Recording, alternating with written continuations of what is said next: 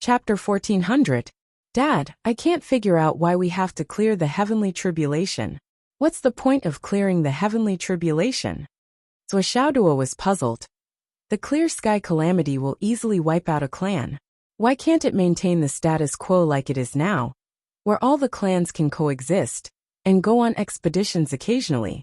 Instead, it can stimulate one's fighting spirit and will not dare to slack off. It will also give one the motivation to become stronger. Why must the other clans be wiped out, and only one dominant clan is left? Even the so-called eternal protagonist is nothing more than a title. Absolute power leads to absolute corruption. When a certain race becomes dominant, it will only cause the population of that race to expand without limit.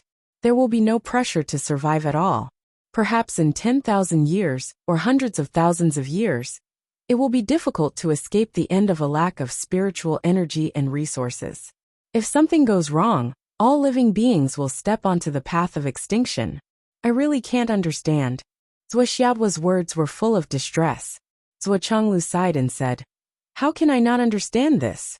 The human race in the astral souls once went through a period of population expansion. If it weren't for the meteorite shower that killed more than 70% of the human race, and the return of the Tao League, and the UMNO Alliance, the human race in the astral souls might have gone extinct due to the extreme consumption of resources. However, the current situation is not something that you and I can change. I even suspect that the current situation is not the automatic operation of the heavenly axiom of the ancestral land, but the arrangement of the existence beyond the heavenly axiom. In a world like this, we are strong and have our own means. It is not difficult for us to live forever. However, for the weak, whether they are the human race, the demon race, or other races, it is a disaster. The so-called weakness is the original sin, and it is shown in such a bloody way. Look around, there are so many experts of different races in this world. There are tens of millions of them." Zhuo sighed and said, "No matter which one of these powerhouses makes a move, they have the strength to flatten a human city with a population of 1 million. As for the experts of the human clan, such as your Not Enough Brigade, any one of them can easily wipe out a medium-sized city of the demon clan, or the demon clan. They can even retreat unscathed. It's as easy as a trip. That's undeniable, right?" Zuo nodded. "Let me ask you, when you were slaughtering the demons, did you have the slightest bit of compassion in your hearts?" Zhuo asked. "When you were slaughtering monsters and asuras, were there any times when you didn't have the heart to kill them?" Zuo shook his head. "No. That's it. That's the crux of the problem," Zhuo said lightly. "Because the education we received since childhood has determined our basic worldview, values, and morals. Therefore, we don't feel that there's anything wrong with this kind of killing. After such a massacre, I even feel that I've contributed to the future of the human race. It's a great sense of accomplishment. People have the same mind, and their hearts share the same principle. Isn't it the same for the experts of the various clans? In the long run, the experts of each generation will only become more and more vicious and cruel to the outsiders. The rhythm and style of this world will only become more and more cruel." Zhuo sighed.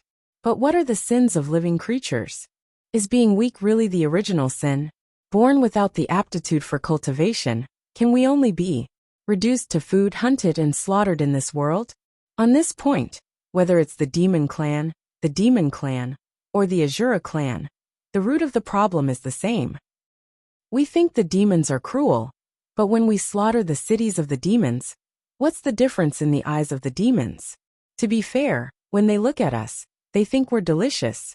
How is it different from when we cook delicious meat? It's just a difference in the education of the various clans since childhood. There's no need to be harsh. Under such racial differences, it's difficult to unify the thoughts. If there's no restriction in this world, it will continue to be chaotic for a long time.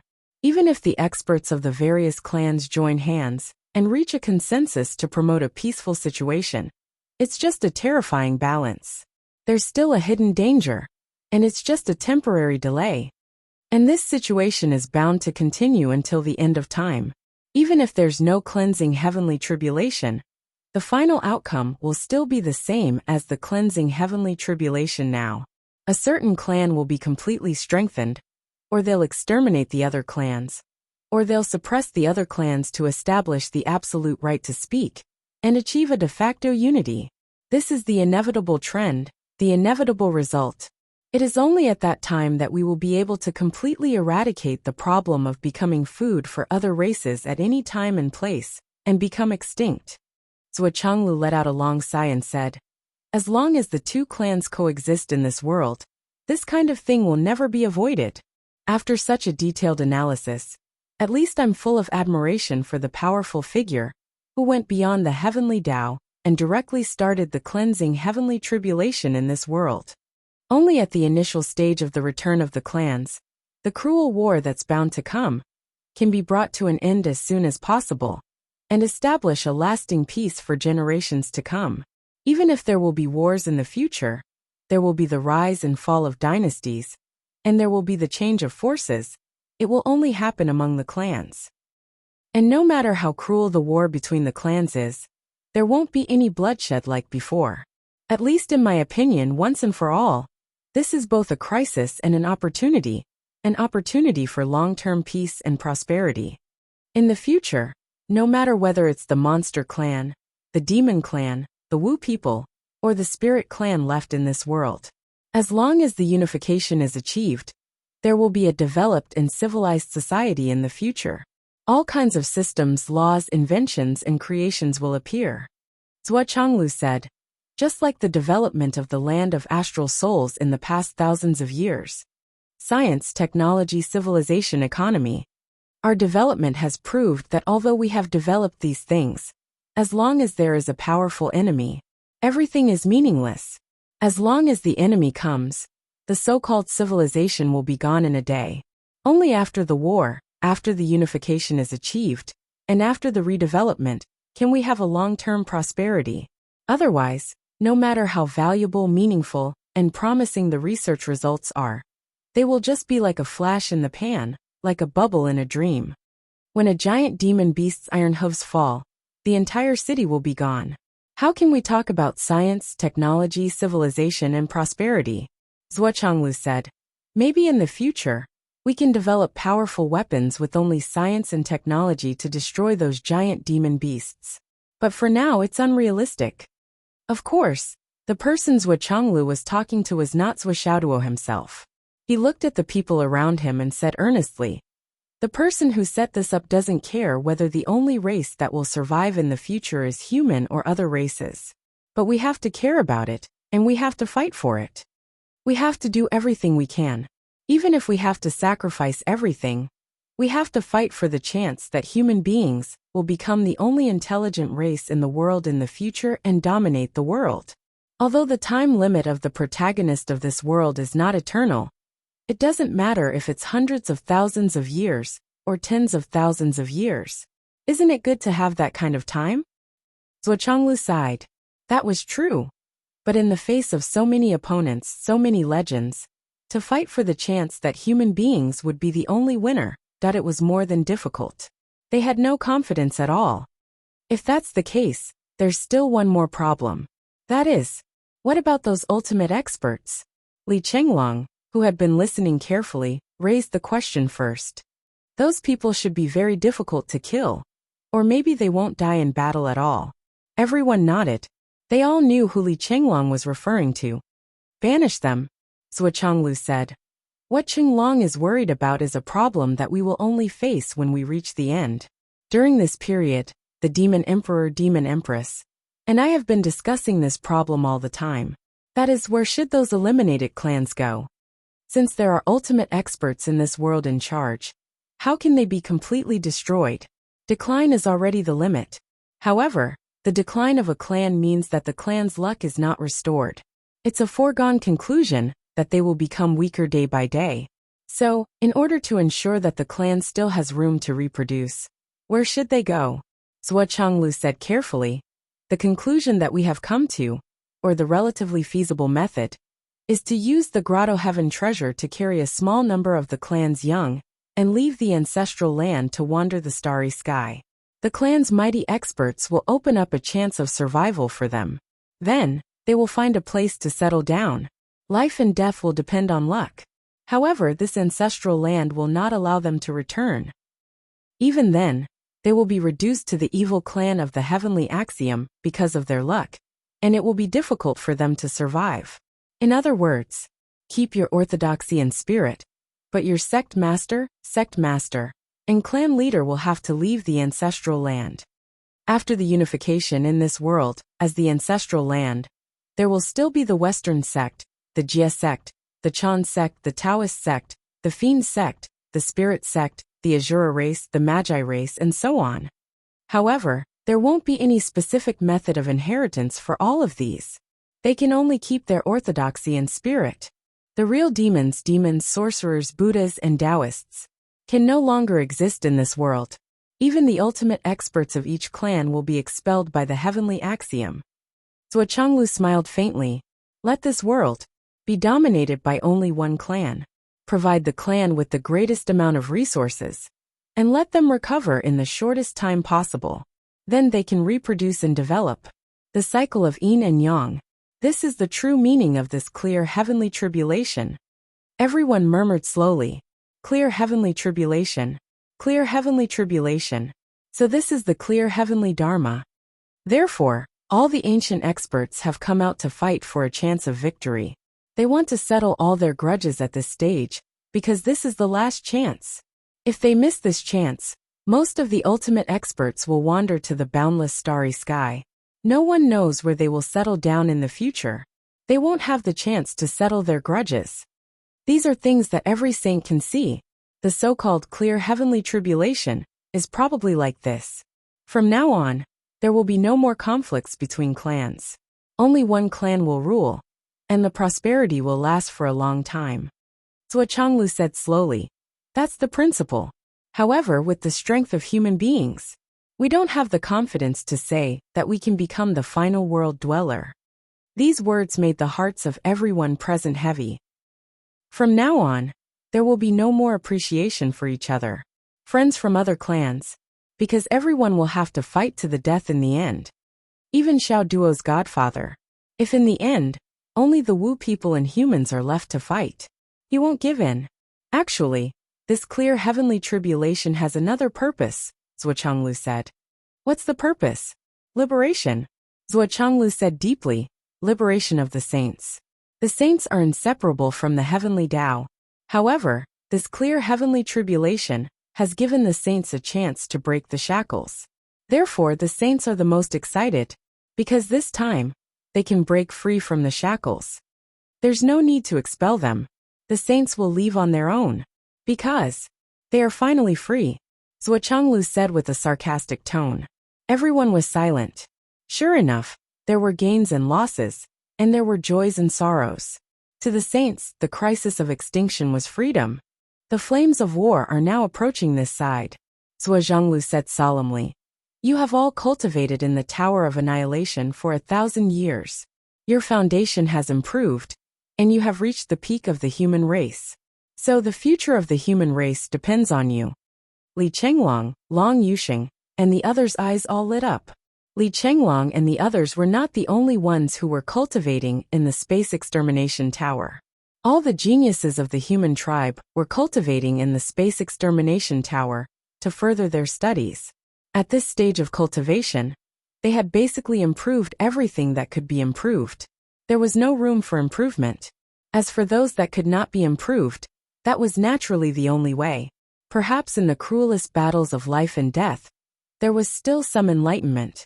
However, when it came to pure cultivation, it was basically useless. After all, there was still the limitation of one's innate talent.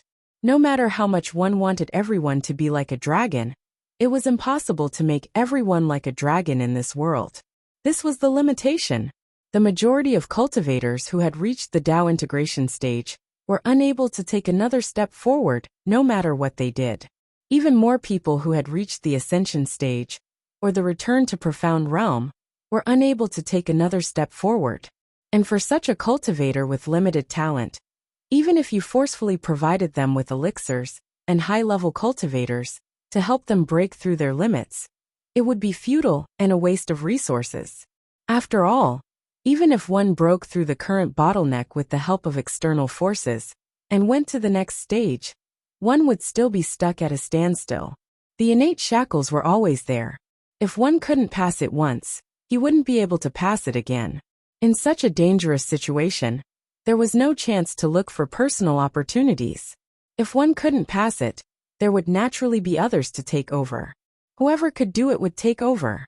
Students from the Hidden Dragon High Martial School, High Martial School, High Martial School, High Martial School, High Martial School, High Martial School, High Martial School, High Martial School, High Martial School, High Martial School, High Martial School, High Martial School, High Martial School, High Martial School, High Martial School, High Martial School, High Martial School, High Martial School.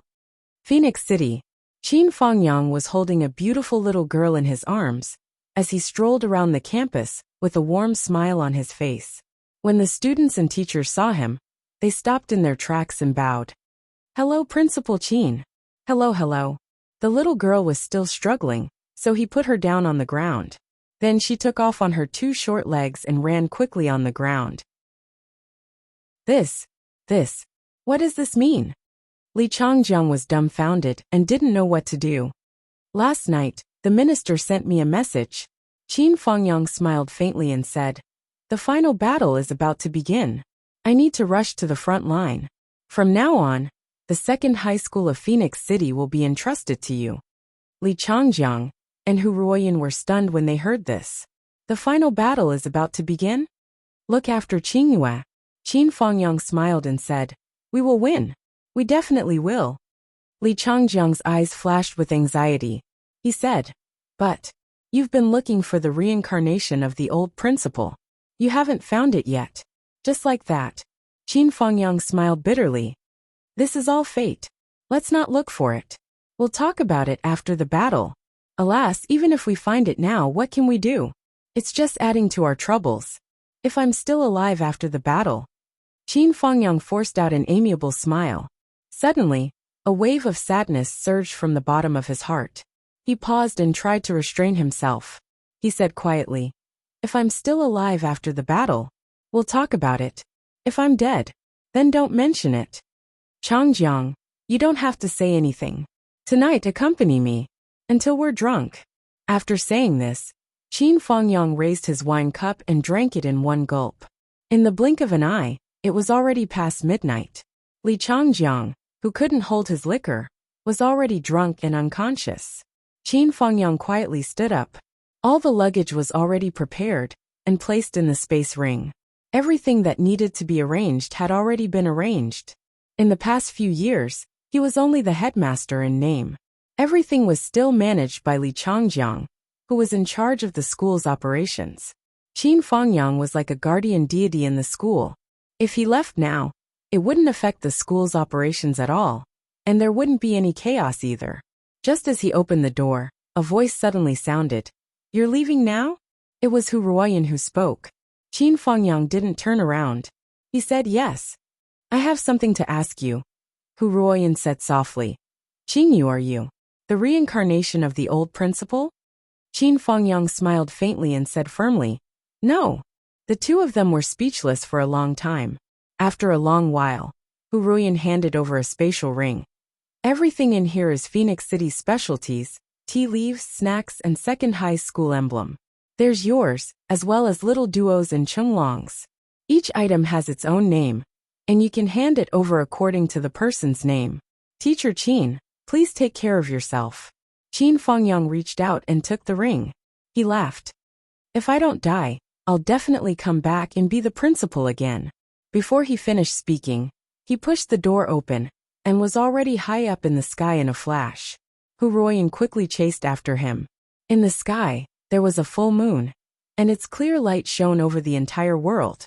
Qin Fangyang stood solemnly in the sky, bathing in the clear light. "Take care." Hu Ruoyan waved her hand. In the sky, Qin Fangyang's face was facing Hu Ruoyan from the side. Only a calm smile could be seen, full of peace and indifference. He waved his hand, and his body soared into the sky like a gust of wind. It was as if he had rushed to the moon. Under the clear light of the full moon, Qin Fangyang turned into a gust of wind and rushed away. The moonlight shone on him like water. Wherever he went, the moonlight shone. Hu Ruoyan looked at the bright moon in the sky in a daze.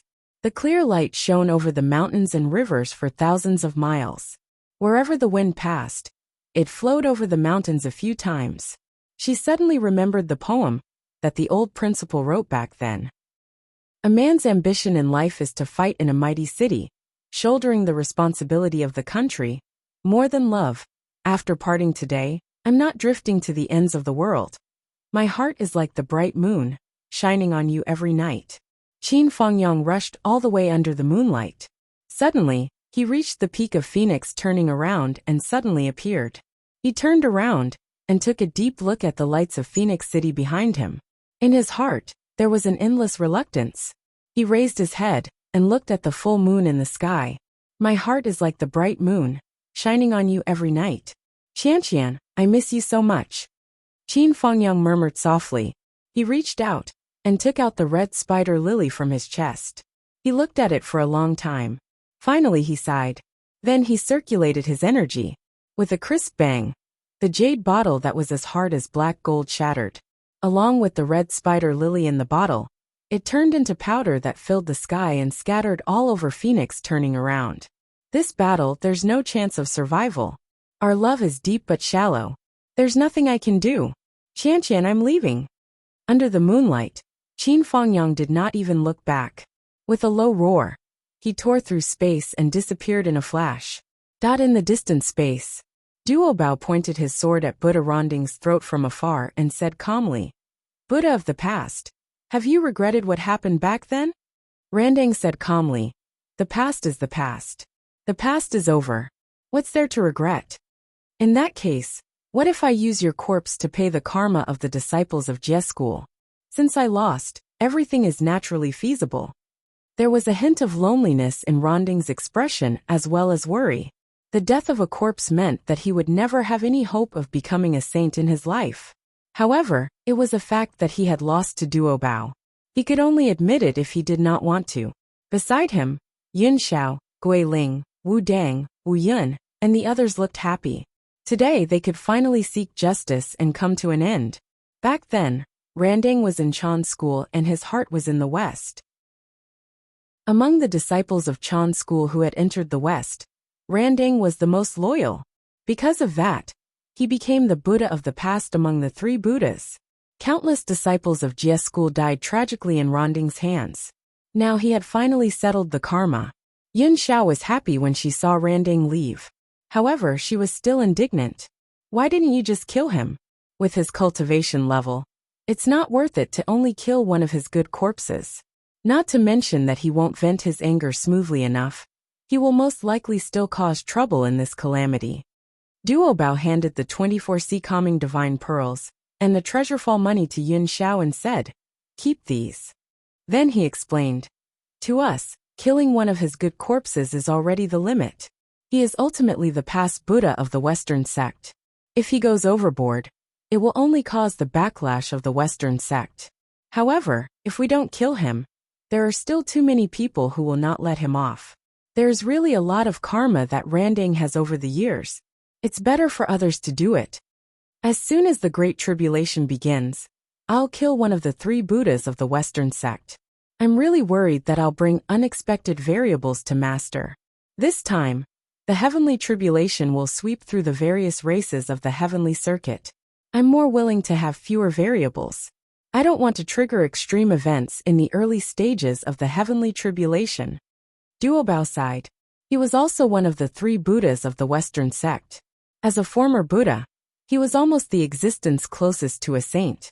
Only an existence of such a level could clearly understand how difficult it was to cleanse the sins of Jie school after everything was straightened out. It was precisely because he understood that he was really unwilling to cause any more karma for the Grandmaster of Heaven and Jie school. As the eldest senior brother of the Jie school, he had to restrain himself even if he had to end the karma of the past. Apart from having a target, he had to remember to stop. Once he formed a death feud, he would form a death feud with Jie school.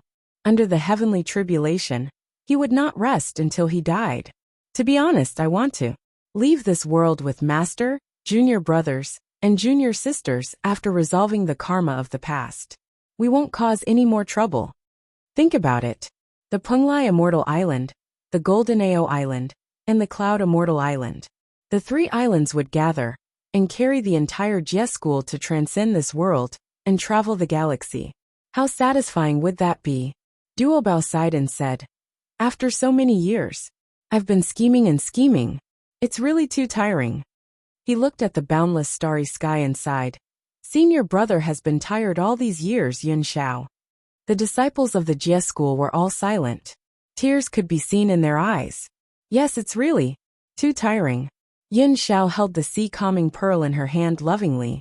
She did not care about the treasure fall coin, that was also a peerless treasure. She lowered her head and said softly, the next time I see Xiao Duo, I'll give him the treasure fall coin and the 24 sea-calming pearls. He should be able to use these treasures. She really did not care about those treasures at all. She did not take them seriously at all. She only felt sad. Not bad.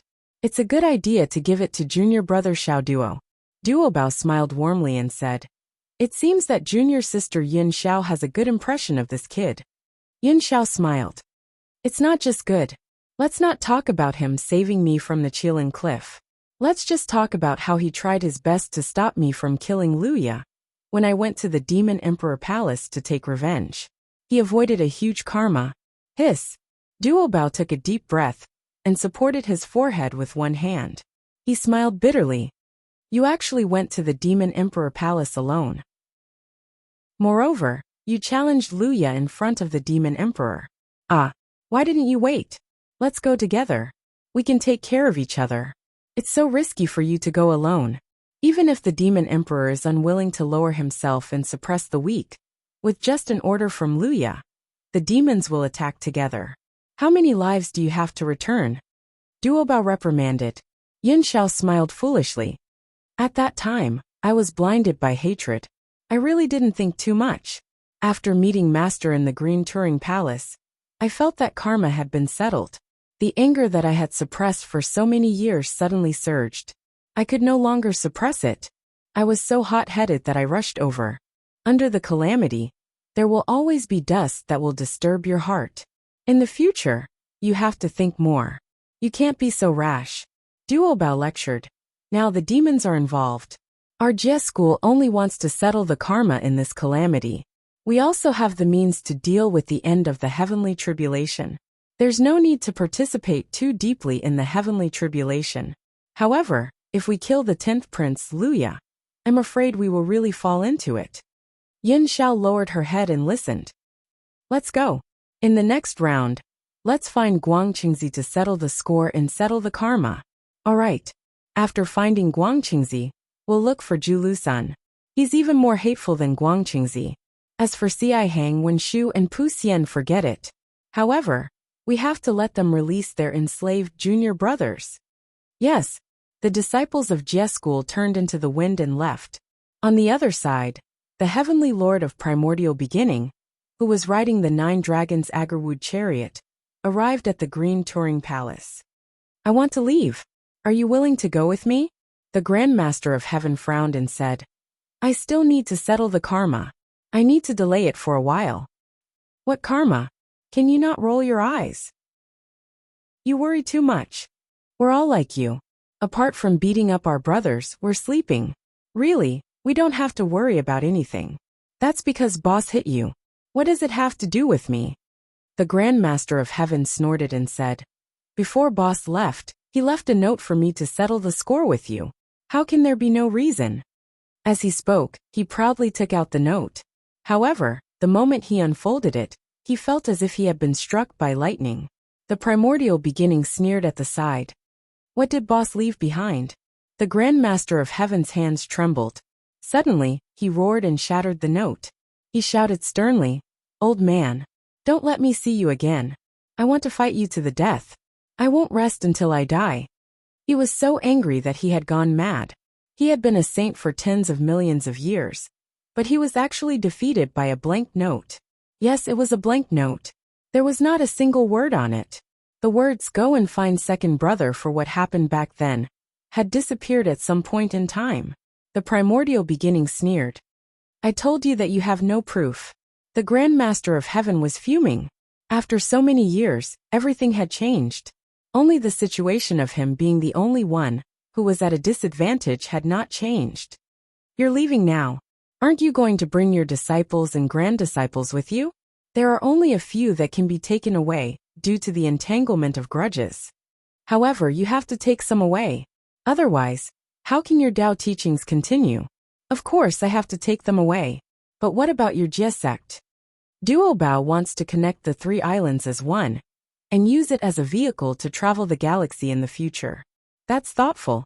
However, the karma you mentioned, is it related to the 3 ancient clans?" "That's right. Yes, the karma between the Chan sect and Jie sect is nothing more than emotions.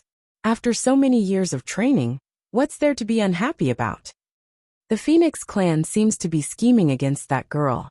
During this period of time, the Jie sect has received a lot of help from Xiao Duo. The karma is endless. I have to see what the Phoenix clan is up to. Will you take action at the critical moment?" "You're wrong. It might not be the critical moment. I can take action anytime and anywhere. It's up to you." The primordial beginning did not say anything more. He turned and left. The moment he floated onto the 9 dragons agarwood carriage, he finally stopped. After a long time he sighed. "The Grand Master of Heaven. Yes. Once we leave this world, we might not see each other again in the vast starry sky for eternity. Take care of yourself. If you encounter any problems, think about it more. Consult with Duobao and the others. Don't be stubborn." "Yes, I'll follow second brother's instructions." The Jie sect claims to teach everyone without discrimination. You've done a good job. However, you've not done enough to teach. Karma of the heavenly Tao, karma and karma. You're on your own. Yes. The primordial beginning nodded and did not say anything else. Suddenly, a gourd floated out of the 9 dragons agarwood carriage that was slowly leaving the ground. It was a gourd that was covered in purple light and looked extremely noble. "I have a karma bond with that kid, but it's only limited to this gourd. You can pass it to him on my behalf."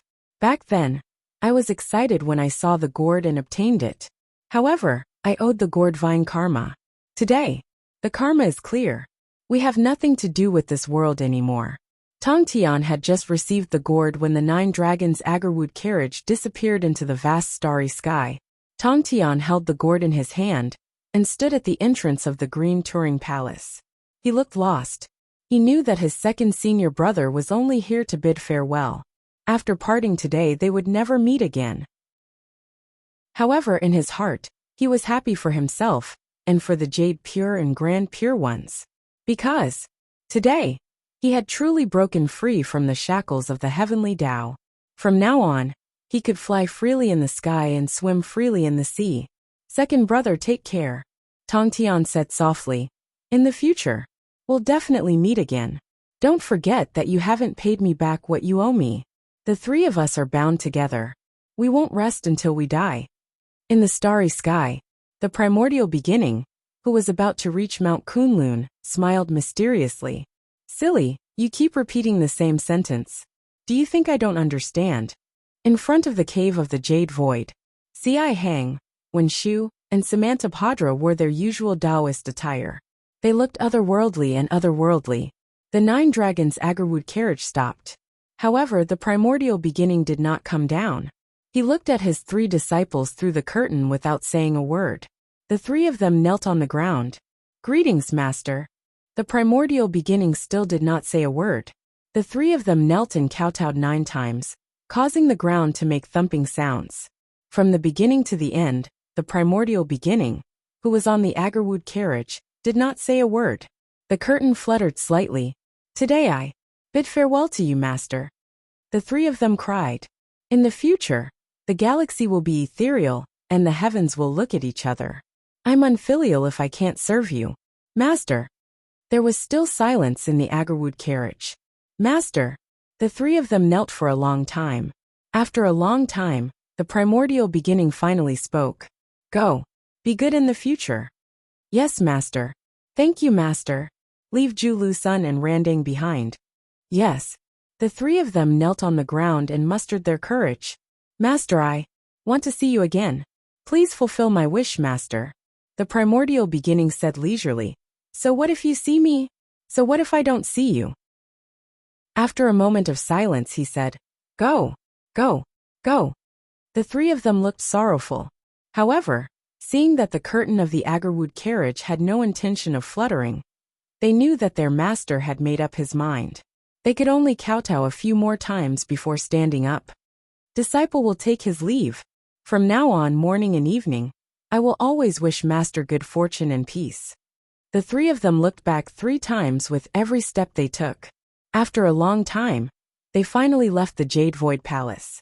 The moment the three of them were about to disappear, the primordial beginning appeared in the void and looked at the 3 figures that had already turned into 3 small black dots. His gaze was exceptionally distant.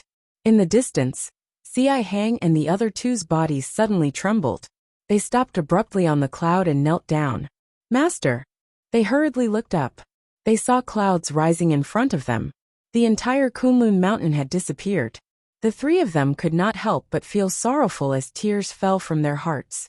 The ancient Buddha Danjiao walked towards the west miserably. Halfway, he met Zhu Sun, who rushed over to save him. When the 2 of them met, all sorts of feelings welled up in their hearts.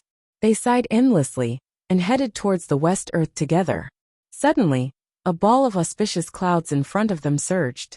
A white-robed Taoist walked slowly from the auspicious clouds. The rest lined up beside him. They were all the immortals of Chan school. The white-robed Taoist in the lead slowly opened his eyes and looked at the 2 of them.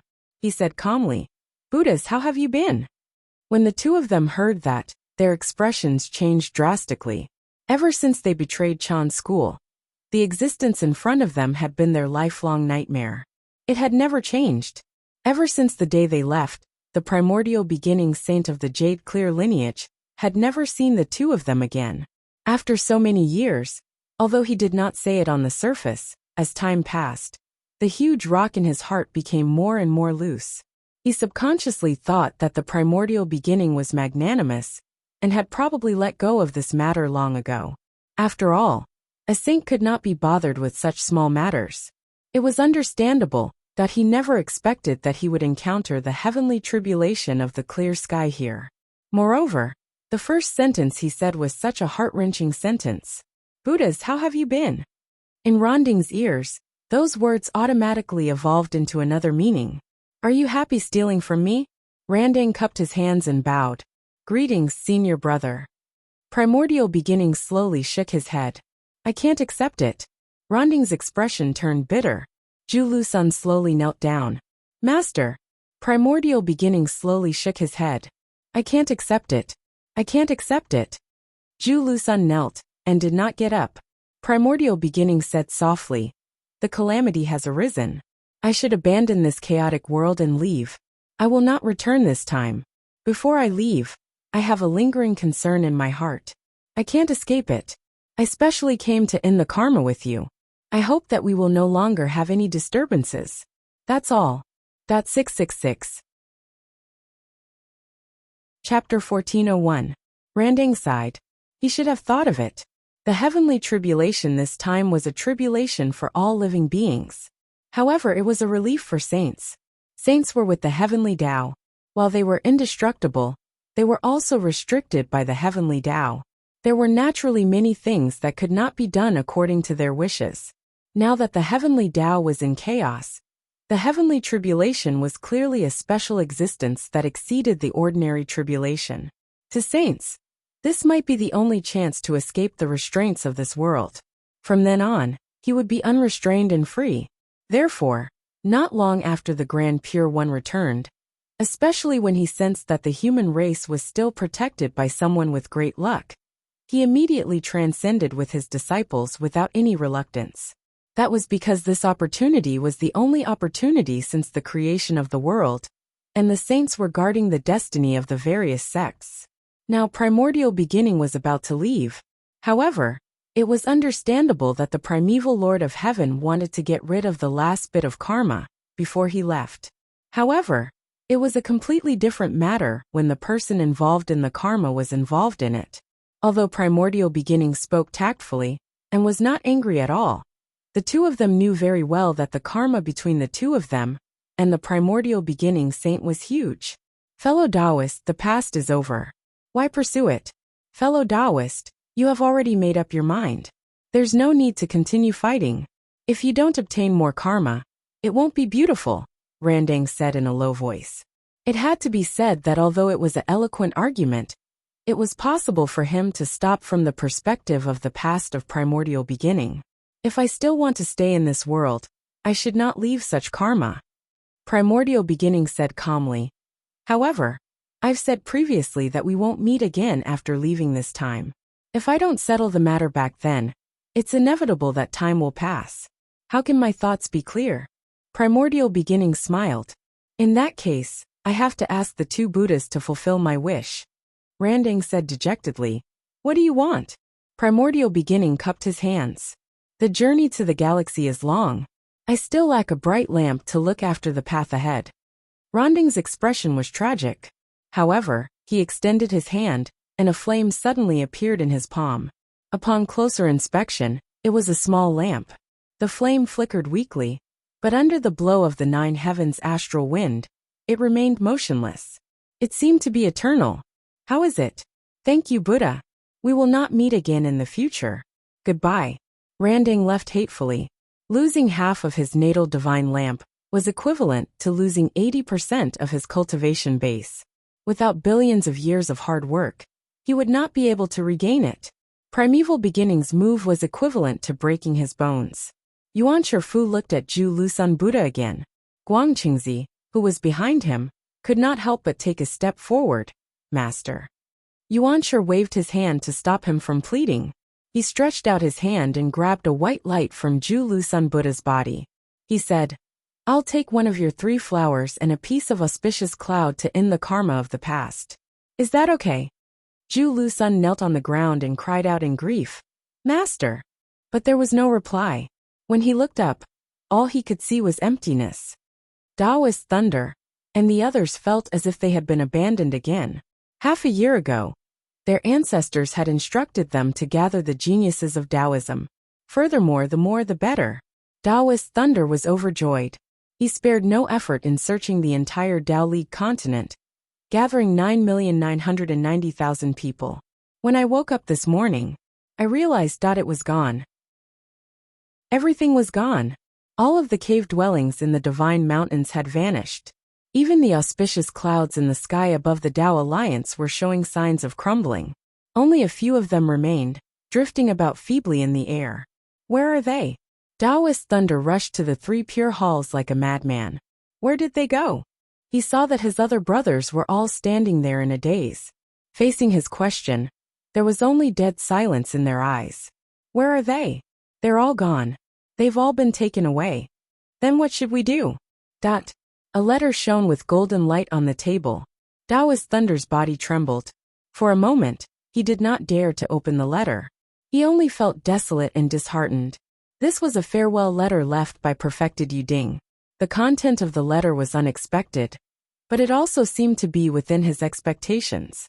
The content of the letter was relatively simple. We're leaving this world's cleansing heavenly tribulation. We're not going to get involved anymore. We're going to find a new place to settle down. This is no longer our paradise. We don't want to fight to the end and be expelled when we lose more than half of our strength. We want to leave with our heads held high and work hard on our own. We've taken the geniuses away, hoping to sow the light of the righteous path in a new place. Although we've left, the ideals and brilliance of Taoism won't die with us. Our orthodoxy won't disappear either. We're not abandoning you. The rest of you only need to surrender to the Astral Souls continent. Then you'll be Astral Souls humans. The people of the Tao League are the descendants of the people under the rule of the ancient 3 sovereigns and 5 emperors. We're all the same. There's no difference between races. The only difference is the orthodoxy. Now the last shackle that's holding you back is gone. Return to the Astral Souls human race. You'll become the clear stream of the human race in the Astral Souls. I hope you can live safely and happily. inherit the orthodoxy, and so on and so forth.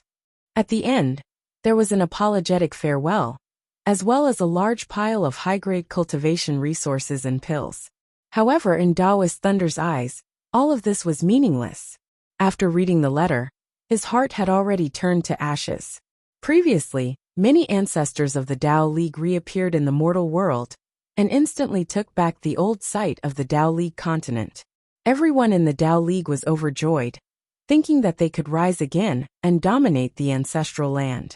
Now everything had changed. How could it be like this? Now that the various races were at war, disputes had already been established. How could he and his brothers handle it with their strength alone? Even if only one demon god from the demon race attacked, it would be enough to crush the current high-end combat power of the Tao League. In such a cruel heavenly tribulation, only experts, powerhouses, pillars of support, and high-level combat power that could enter the battlefield now could maintain the situation. What was the use of large amounts of cultivation resources and pills? Could these allow him to improve to the point where he could fight against a demon emperor within a day? If they could, Taoist Thunder would be more than willing to swallow all these resources in one go, even if it meant he would die from overeating. However, this was obviously unrealistic.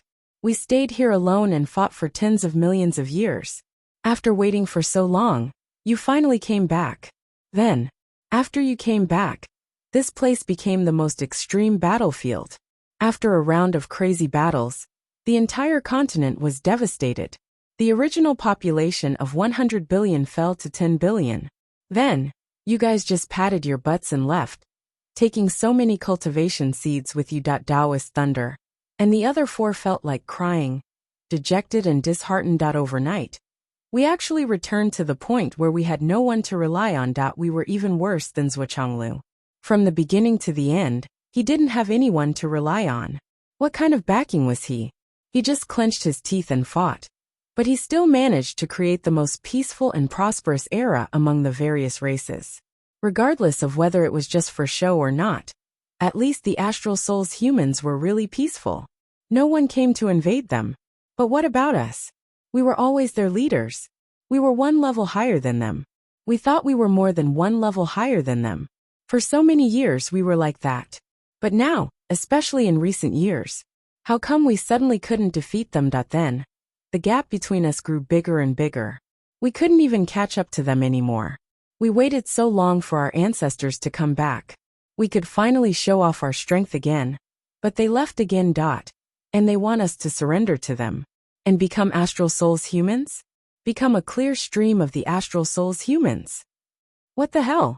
Feng Lei, Shuang, Yu and Shui stood dumbfounded in the main hall, their hearts filled with confusion. Now at this very moment, they were especially envious of Taoist Hua and Taoist Yun, who died in battle. Although they had died in battle, they had died valiantly and cleanly. They had died without any worries. No, they would be engraved in the hearts of everyone in the Tao League. Even those who were taken away by them would feel the same. On the other hand, they who were still alive had to face this mess. What should we do? Taoist Snow's face was the same color as his name. What should we do? This was also the same word that echoed in the minds of the other 4. Could the Tao League hold on? If the ancestors didn't leave, there would be no doubt that they could hold on. No matter what, they could still struggle at death's door. But now they were gone. They were all gone. Outside, there were armies of demons, and Asuras. Yes, there were also armies in the Tao League. Fight? They couldn't win. How could they win? Big brother, what should we do? Now, what should we do? Taoist Rain was uneasy, clearly at a loss. As an early-stage Grand Heavenly Realm cultivator, even his voice was a little shaky now. Even his legs were starting to show signs of not being able to stand straight. But how could he not panic when his heart was empty? Taoist Thunder drifted out of the hall. Many of the Tao Alliance cultivators below were looking up at him expectantly, hoping that he would give them an explanation. After all, they had all sensed the sudden disappearance of so many divine mountains and immortal abodes. At the foot of the mountain, there were even more people. It was a sea of people. He could see that there was hope and anticipation on everyone's faces. Fight, win, and live. Taoist Thunder's eyes suddenly moistened. I'll go find old Zwa and discuss the mainland alliance. Taoist Thunder suddenly felt strength in his body again. He said softly, now the two mainlands must merge. The Tao League has been the dominant force for so many years. Suddenly they want to merge. I'm worried that some people can't change their minds. Taoist Rain sighed. He naturally knew that the alliance and merger that Taoist Thunder mentioned was only a pretense. The real meaning was to surrender and seek refuge. Those who can't change their minds will only be beaten up by society. There's still hope for survival if they survive, but those who can't. Taoist Thunder said lightly. If they can't change their minds, then so be it. The way out has been given to them. If they can't grasp it, it's no one's fault. Zhuo Changlu was extremely surprised by Taoist Thunder's visit. His eyeballs almost fell out. Chapter 1402. Zhuo Changlu had only heard that his old friend was in the midst of a fierce battle at the front lines. Why did he come here? After all, both sides were bound to be enemies in the future. Moreover, the other side had ancient mighty figures like the primeval sage, Guang Qingzi, and Shi Jingzi to rely on. It could be said that they were the most likely force to stand at the end of this war. Zhuo Changlu was even a little envious at first. Based on the above knowledge, Zhuo Changlu even wondered if the other party was here to take him in. Zhuo Xiaoduo had a lot of contacts with the prime of Tongtian and many higher-ups of the Jie order. The primeval sage had also consulted him. Although the Tao League was based on the inheritance of Taoism, most of its disciples belonged to the human clan. It was the closest force to the human clan of the astral souls among all the races in the world, and even had the same origin. If the Tao League wanted to take in the human clan of the astral souls, it would not be too far-fetched and unbelievable. At the beginning of the war between the three races, the human clan of the astral souls was almost a vassal of the Tao League. If it were not for the strong rise of Zhuo Changlu and Yu Xingchen, the human clan of the astral souls would have become a vassal of the Tao League, or the three races would have been conquered by the Wu people. However, after hearing the reason, Zhuo Changlu could not help but be stunned, because he acutely sensed that Taoist Lei's intention was the opposite of his prediction. He was not here to take in the surrender, but to surrender. Was this world a little too crazy? The human world was not worth it. You were abandoned again? Zhuo Changlu felt that his worldview had been challenged. What do you mean again? What do you mean again? Taoist Lei was already depressed to the point of death. Now he felt that he had been further attacked. He said sullenly, we were abandoned for the first time. Haha. Zhuo Zhonglu chuckled and tactfully changed the topic. I can't ask about this topic anymore. Hee, let's just let it go. Who asked me to be so kind? It couldn't be helped. The Zhuo family considered themselves to be kind people. Zhuo Xiaoduo was like that, and so was Zhuo Xiaoduo's father. Given the current situation, it's not impossible for the two continents to merge. However, based on the current situation, even if the two continents merge, it might not be able to change anything. Zhuo Changlu's words were vague. However, Taoist Thunder could understand the meaning behind Zhuo Changlu's words. All the top masters of the Tao League have left. Even if you merge, what can you do? Let's not talk about other things. Just these 5 materials are the only high-quality resources that you can take out right now, that we don't want it anymore. Taoist Thunder felt bitterness in his mouth. However, he had to admit that this was the truth and the reality. This time, he suddenly realized that Yu Dongtian and Yun Zhonghu, who were originally one realm lower than him, and didn't even enter his eyes, had not only caught up with him, but had even far surpassed him. Zhuo Changlu and Wu Yuding were so strong that he didn't even dare to think about it. He had to look up to them. His current cultivation base was indeed. What do you mean, Brother Zhuo? The past is still vivid in my mind. The Tao League did protect the astral souls of the human race for a long time in the past. The astral souls of the human race have been engraved in their hearts. However, friendship is friendship. The current situation must be considered first. What I mean is that the merging can't be carried out in the name of merging. The priority must be clear. Zhuo Changlu said, if the priority is not clear, there will be chaos in the future command. That kind of merging is better than not merging. Taoist Thunder nodded slowly. The reasons Chenglu gave was very good. But he didn't hide his ambition to directly annex the Tao League. You can come over, but everything after that has to be decided by me. You're only here to seek protection and dependence. You're definitely not collaborators. In other words, from this moment on, you have to accept unified leadership and jurisdiction. These words didn't need to be said out loud. His ambition was as clear as day.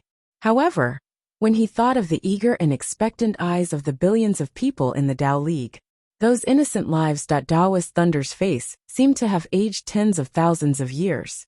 Okay. He had clearly been mentally prepared before coming.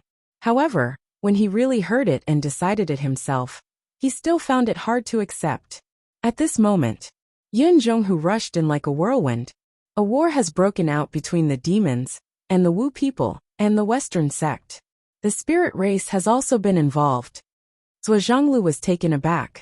How far is the battlefield from here? It's still very far from the astral souls, so it won't be affected. However, it's very close to the Tao League. The aftermath of the battle is not small. I'm afraid it will cause considerable losses. Are these people crazy? How dare they act so rashly? Aren't they afraid of angering the primeval saint and causing trouble for them? Immediately help the people of the Tao League to evacuate to the astral souls. Zhuanglu gave the order decisively. Now that the two continents had merged, the people of the Tao League were also the people of the astral souls. If there were too few people, the defense line would be too long. It would only become more and more difficult to defend. Although high-level experts could tear space and rush to the rescue, there were only a few people who could do so, and they were all scarce resources. What was the use of a few dozen experts who could tear space in such a huge defense line of thousands of kilometers? In particular, the construction of the Tao League's defense line on the mainland was so fucked up. Therefore, it was inevitable that the Tao League would give up on the mainland. Okay. Taoist Thunder, who understood the situation, did not waste time. He simply agreed, stood up, and hurried back to pass the order. Master, what's going on? Is the Tao League coming over? I thought he came over today to accept surrender? Yin Zhonghu said. It had to be said that Yin Zhonghu was indeed Zhuanglu's top disciple. The two of them had the same idea. Yes, it's just as you think. So those old ancestors came and left? Yin Zhonghu sneered. At the end of the day, it was us old natives who shouldered everything. Those ancestor experts have always been like this. Zhuanglu smiled faintly. If they really had the heart to fight to the death, they would have done it back then. Why would they wait until now? So what if the clear sky calamity starts? It can't stop them at all. Naturally, they would seek advantages and avoid disadvantages as soon as possible. Besides, if the saints wait until the clear sky calamity ends, they won't be able to leave. If that's the case, why come back? If they don't come back, how would they know that this is the only chance for freedom? You're right, Master. But you have to be careful during this period. What do you mean, Master? There are too many strong enemies. You are unstable. Have you forgotten Xiao Duo's repeated reminders? Xiao Duo had reminded Zhuanglu of this many times. The fact that Yun Zhonghu's life was in danger was still like a sharp knife hanging over his head. During this period of time, if you encounter any problems, remember to deal with them together with Yu Dongtian. It's not necessarily a bad habit to seek advantages and avoid disadvantages. In this aspect, Dongtian is much better than you. When it comes to shirking the responsibility, you have to be behind 3 times. Yes, I understand. It didn't take long. The ground shook a little. After 10 minutes, Yu Dongtian rushed over. The big move is here. The Dragon, Phoenix, and Qilin races, the Azura race, and the Demon race are attacking the Astral Souls continent from 5 directions. The Ancestral Dragon is personally attacking and destroying the Heroic Soul Pass in the west. What? Everyone stood up in shock. Everyone was at White Mountain now, and the Heroic Soul Pass had the geographical advantage. After the ancestral land was reunited, the Heroic Soul Pass's sturdiness had increased exponentially. Unless one was a top-notch almighty in this world, it would be impossible to shake it. It had been stable during this period of time, and it had become a blind spot for the attack. Which side are they? Where's military advisor Li? Zuochanglu immediately summoned Li Chenglong. During this period of time, Li Chenglong was sent by Zuochanglu to command the allied forces when he had nothing to do.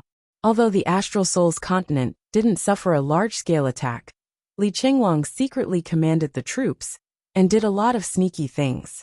Moreover, Li Chenglong analyzed the situation of the entire 9 continents and made all the decisions under his comprehensive consideration. Every decision he made was extremely correct. This kind of big-picture view made the 4 marshals sigh at their inferiority.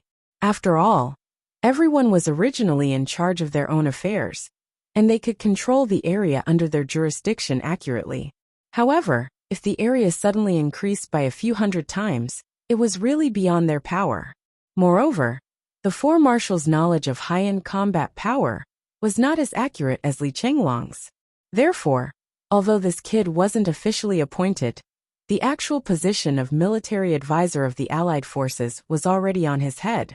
In the beginning, the marshals would slap him on the back of his head and laugh at him. However, as military advisor Li's cultivation base increased, he could now suppress the marshals of the 4 marshals. Therefore, the 4 marshals were now well behaved. They no longer called him little brat, but formally called him military advisor Li. Li Chenglong came in and squatted in front of the huge map that was more than 10 meters long like a monkey. He was deep in thought. The battle reports from all sides came in one after another. Zuochanglu, Qin Mo, Sword King, Yu Dongtian and his son, the 4 marshals of the 4 marshals, Zuo Xiaoduo and the rest of the troops were all gathered in the hall. Every one of them looked anxious. The front line had already started fighting. Every minute, every second people were dying. A large number of people were dying. How could they not be anxious? However, no matter how anxious they were, they had to wait until they finished analyzing the overall situation before they could take any concrete action. War was not a game that could be rushed into on a whim. Acting blindly would not help. If they saw military advisor Li squatting in front of the map like this, they would have kicked him a few times. However, no one dared to do so today. Everyone looked very serious. Zuo Xiaoduo sat far away with his legs crossed. Young masters were never worried about such things. He didn't even want to get involved. Just tell me what you want to do after you've discussed it. It's very obvious that this wave of attacks was premeditated. They want to eliminate the Star Soul human race first. Li Chenglong studied for a while. He squatted on the ground and didn't turn his head. He said in a heavy voice, "This is a battle of life and death. It's no secret that our main force is concentrated on Mount Whitehead. The enemy's attack this time was specifically designed to target our weakness. Dragon Clan, Qilin Clan, Phoenix Clan, Ashura Clan, Demon Clan. A total of 5 clans attacked us from 10 directions. They caught us off guard and attacked us from the front and back. We are overwhelmed. Now some of the heroic soul passes have been lost. They are so decisive. Obviously, they want to destroy the astral souls in one battle. Then, they will talk about the rest of the clans. But I find it strange. Why did the Wu people, the Demon Clan, and the Western religious sect fight at this time? And it's a battle of life and death?" Li Chenglong frowned. "This is really puzzling. They just started fighting, and there is a fatal crisis here. What does it mean? Is there any other connection? Either all the clans are colluding, or the Wu people and the Demon Clan are being schemed against. What is it?" Li Chenglong frowned. "The enemies have shown up. We can just send troops. However, the 3 clans are the biggest uncertainty." Chapter 1403. What's the difference? Bei Gonghao was confused. Seeing that Li Chenglong was silent for a long time, he couldn't help but get impatient. "Shut up," Dongfang Junyang yelled at Bei Gonghao. "If the Wu people and the demon race were just being set up, then this is the safest development for us. Because we don't have to worry about new enemies. If the 3 races know the current situation of the battle, but choose to stand by and watch, or even deliberately create the illusion that they are busy fighting with their lives on the line, then we have to be wary of new enemies. The difference between the 2 races is like heaven and earth. I really wonder how you became the commander of the North Borderline. What do you know?" After a while, Li Qinglong thoughtfully drew 10 directions, a big oval circle in each direction. He frowned and said, "Uncle Zhuo, what do you think?" Zhuo Chonglu was also an expert in the art of war. He immediately understood what Li Qinglong meant. The Flood Witch's relationship, the Wu people's relationship with Zhu Wu, the relationship with the demon race, the friendship with the Demon King and Demon Queen. Extrapolate from the beginning to the end and estimate what was going on. Was it possible that they were also part of the trap? Zhuo Chonglu frowned and said, "The Wu people probably wouldn't be part of this conspiracy. Whether it was the Flood Witch or the Zhu Wu, they wouldn't be so calculative. But it's hard to say for the demon race and the Western tribe." Zhuo Chonglu thought about the Demon King Jun and the Demon Queen Shihi's faces and couldn't make up his mind. Were they part of the conspiracy? According to Zhuo Zhonglu's judgment, he was willing to believe in the Demon Emperor and the Demon Empress. However, in this situation where the life and death of a race was at stake, how could he be so sure that they weren't involved? Just because he was friends with them? Just because he felt that they wouldn't do such a thing? Even if Zhuo Chonglu was the one who made the judgment, he still couldn't get everyone's agreement. However, Zhuo Chonglu didn't think they were part of the conspiracy. The Demon Emperor Dong Huang, the 8 Great Zhu Wu, and the Flood did not seem like people who would scheme behind the scenes, especially since they had already signed a contract with the Demon Emperor. If they really had no other choice, they would arrange for some of their descendants to enter Zhuo Xiaoduo's space in the Tower of Annihilation. Zhuo Chonglu pondered for a full 3 minutes before he said, 40 to 60. 40% they participated. 60% they didn't. Li Qinglong stared at the map and nodded slowly. Since the probability is more than 60%, then we'll just assume that they didn't participate. Now is not the time, we can only take a gamble. Li Qinglong spoke very decisively and resolutely. The decision was made in an instant, and we headed in that direction. The 4 great commanders and several almighty experts who knew how to fight were immediately full of praise. This kind of decisiveness was the most important factor of a commander. He dared to take a gamble. He stood up and pointed at the map. "Look, these 6 routes are the Dragon, Phoenix, and Qilin army. They jump directly above the clouds. I reckon that their goal is to invade our land. Their intention is naturally to disintegrate us from the inside. If they take a step back, they can also form a pincer attack with the enemy outside. The ability of the Dragon, Phoenix, and Qilin army can be said to be a great weapon against the heroic Soul Pass. These 2 routes, one on the left and one on the right, are heading straight for Shangjing. There's no doubt about it. The 2 routes on the left should be taking the Dao League's border and going straight for our astral souls. They're coordinating with the 2 routes that are attacking Shangjing, and they're also reinforcements from behind. The 2 routes jump down from the sky, and the 2 routes fight steadily and surely to attract our attention to the greatest extent. This method of marching and planning is very unusual. It seems that these guys haven't been idle while we've been working hard. At least for now, the distribution of our main forces has almost been perfectly avoided by them using the current route of attack. And these 2 routes are coming in from the flanks. Their final landing point is still faintly discernible, and they're heading straight for Shangjing. It seems that the Dragon, Phoenix, and Qilin army are determined to bloom in the center of the astral souls. They're determined to destroy us. On the other hand, the Azura army's 2 routes disembarked from the inland sea. Along the way, the rivers of blood surged into the sky. It's exactly the devouring route of the Azura Blood Sea's attack. It can maximize the benefits of their race's characteristics and maximize their combat power. As for the demon race's 2 routes, there's nothing to write home about. They're still attacking fiercely and advancing triumphantly. They're relying on the sharpness of their troops and their tyrannical strength. They're considered the side that's relatively easy to deal with. All in all, this strategy of ambushing from all sides has been set up. The strategic intention of blooming in the center is obvious. Li Qinglong stood in front of the map and said, "If Shangjing, the center, is breached, our collapse will continue to spread from the center of the astral souls to the surrounding areas. Coupled with the tyrannical destructive power of the 10 Directions army, we won't have the chance to turn the situation around." The current situation. Li Chenglong pointed to the south and said, "The demon race's two routes are the furthest away from each other. It seems to be easier to deal with them. However, it's no longer the same as before. We have to consider the possibility of the demon ancestor attacking us. In the face of the demon ancestor's attack, only Uncle Zua and Auntie Zua are competent enough to resist him. The troops that can be sent to the two of you can choose any one of the four armies." Long Yuxing and Wan Lixio stood up without a word and followed Zua Chonglu and his wife out. The battle was fierce and dangerous, so there was no time to be long-winded. As for Zua Zhonglu and Wu Yuding, it was the same no matter which side they were on. Zua Chonglu chose Bei Gonghao's northern army without any hesitation and immediately gave the order to set off. The formation of the army and so on were all omitted.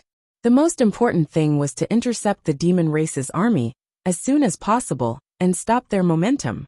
Everything else was inconsequential. When Zua Chonglu and his wife brought along high-level cultivators who had the ability to tear space and set off at full speed, Bei Gonghao's orders rang out like a string of cannons. Less than 100 breaths after Zua Chonglu and his wife set off, the Northern Army's vanguard rushed out of the camp. Then the Second Army, the Third Army, and the Fourth Army. The command was strict, and the order was carried out in an orderly manner. In the tent, Li Qinglong pointed in the direction of the inland sea and said, "Zua, the Azura army's overall strength seems to be the weakest among the invading armies, but the blood god of the Nether River Patriarch has the greatest impact on killing living beings. If we are late by one step, the battle will be out of control, and the consequences will be even more unimaginable. You sister-in-law, Gao Qiao, and Zhen Piapiao should go together. The army that can be allocated to you is half of the Southern Army. I believe that sister-in-law's power of icebound heaven and earth can restrain the blood sea's devouring power. Yes, I understand. There's one more thing. I hope that you can annihilate the Azura army as soon as possible, and then immediately return to Shangjing. Don't think that everything is fine, just because you've taken care of the Azura army. The battle situation here in Shangjing is not optimistic.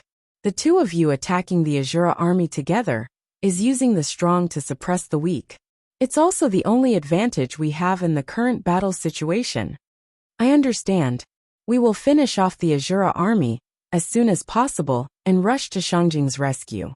Zua Xiaoduo said no more and went out with Zua Xiaonian, Gao Qiao, and Zhen Piapiao to gather the troops. In less than 100 breaths, many high-level cultivators had gathered. With the three women in the lead, they tore through the void together with Zhuyan and Xiao. On the other hand, Zua Xiaoduo was gathering the remaining half of the army as the second wave. This was because he wanted to put this group of people into the Tower of Annihilation and fly there lightly. When the Tower of Annihilation was opened, everyone would recharge their energy before immediately coming out to kill the enemy. The benefits of this were not limited to just a little bit. Apart from allowing the Southern Army to recharge their energy and even have time to cultivate, the marching speed of the Southern Army was much faster than the Southern Army moving on their own. Just as Li Qinglong had said, the astral souls were besieged by the five forces and ambushed from all sides. Zua Xiaoduo's side was the only side that had the advantage. They had to maximize the effect of his side. Only then would the astral souls have a chance of winning. Left and right heavenly kings, Senior Qin Sha swordsman, Yu Moi and Duguyener Li Zhangming, Yu Yener, Pai Yibao. Divide the troops into four groups. Lead the Western Army and the Eastern Army to fight the Dragon Army and the Phoenix Army. We must not lose Shangjing. As you command, Emperor, together with Lord Changtian. The remaining half of the Southern Army, Marshal Nan Zhengqian, Xiang Chong, Xiang Bing, Zhan Xuejuan, and me, to fight the Qilin. If the people from the Dao League return, they will guard the door from the Dao League to the astral souls. Everyone move out. Once the order was given, everyone responded and moved out immediately. Qin Fengyang rushed all the way. Just as he was about to turn in the direction of White Mountain, he suddenly heard an earth-shattering explosion. Boom! That was Qin Fengyang was surprised. He immediately turned around and soared high into the sky. He focused his energy on his eyes and looked over. He saw that in the far north, There was a faint huge wave of air that shot into the sky. The place where the wave of air came from was too far away. Even though Qin Fangyang had reached the peak of the grand heavenly realm, he could not see it clearly. He could only rely on his divine sense and soul waves to identify it. Although he did not know what was going on, Qin Fangyang was very sure that something had happened. Even though it was so far away, he could still feel such a violent tremor. Did this not mean that something big had happened? Such a tremor, such a distance. With such a commotion, if it was a local city, the entire city would be finished. Under normal circumstances, there should not be such a tremor. Could it be that an enemy has invaded? Qin Fangyang pondered for a moment. He turned around decisively and sped in that direction. It was best if it was not a war there. Although it would delay his journey, he would still be at ease if he rushed over to take a look. He could still make it to the front line in time. If something had really happened, perhaps no one would have arrived earlier than him. His unexpected rescue could still recover some of the losses in the first moment. Chapter 1404. With that in mind, Qin Fangyang turned around and tore through space, speeding up his journey. Shangjing City. It was the first time the Astral Souls continent had a population of about 200 million. As the largest city in the Astral Souls continent, its defense had always been extremely strong, especially the protective shield of Shangjing City, which was personally reinforced by Zhuochanglu and the others. It was extremely sturdy, even when the demon race returned last time. With the might of the entire continent, the number of collapsed buildings in Shangjing City was the least in the entire world. Not only was there the royal family, but more importantly, almost all the high-ranking generals' families were gathered in Shangjing City. Firstly, it was safe. Secondly, it was easy to manage. Thirdly, there were many opportunities here. Fourthly, it was a way to reassure the higher-ups that although there were very few traitors in this kind of race war, there was always 1 in 10,000. For various reasons, Shangjing, the political center, naturally became the economic center, the financial center, the gathering center, and the residential center. Qin Fangyang tried his best and tore through space a few times. Although he had not reached his destination, he knew what was going on. Soldiers were rising from all directions. Their target was Shangjing. Shangjing was dangerous. Moreover, from the looks of it, the restrictions on the 4 directions of the heroic soul pass had been broken. Qin Fangyang did not hesitate and immediately turned around. As he got closer to Shangjing, the pressure Qin Fangyang felt became stronger and stronger. That was the enormous pressure of countless chaos grand heavenly immortals gathered together. It made Qin Fangyang feel as if the sky in front of him had completely collapsed. Qin Fangyang felt despair as he ran. He even felt as if he was stepping into the gates of hell. How many fucking experts are here? How many grand heavenly immortals are there? Others definitely can't make it at this time. Does this mean that I have to shoulder all of this myself? Then I'm rushing to my death by running forward step by step. Qin Fangyang was very sad, but he vaguely felt a little heroic. This did not mean that there were no experts in Shangjing City. Naturally, there were experts, but there was not a single grand heavenly immortal who was at the peak level. At this moment of life and death, how could a peak expert stay behind? Even a few experts of the royal family had already arrived at the front line. Therefore, Qin Fangyang was very clear that as long as he could pass through this battlefield, he would be the only peak expert. These words were very uplifting, but when he thought about how he would have to face tens of thousands of enemies alone, that no matter how brave Qin Fangyang was, he still felt his legs go soft.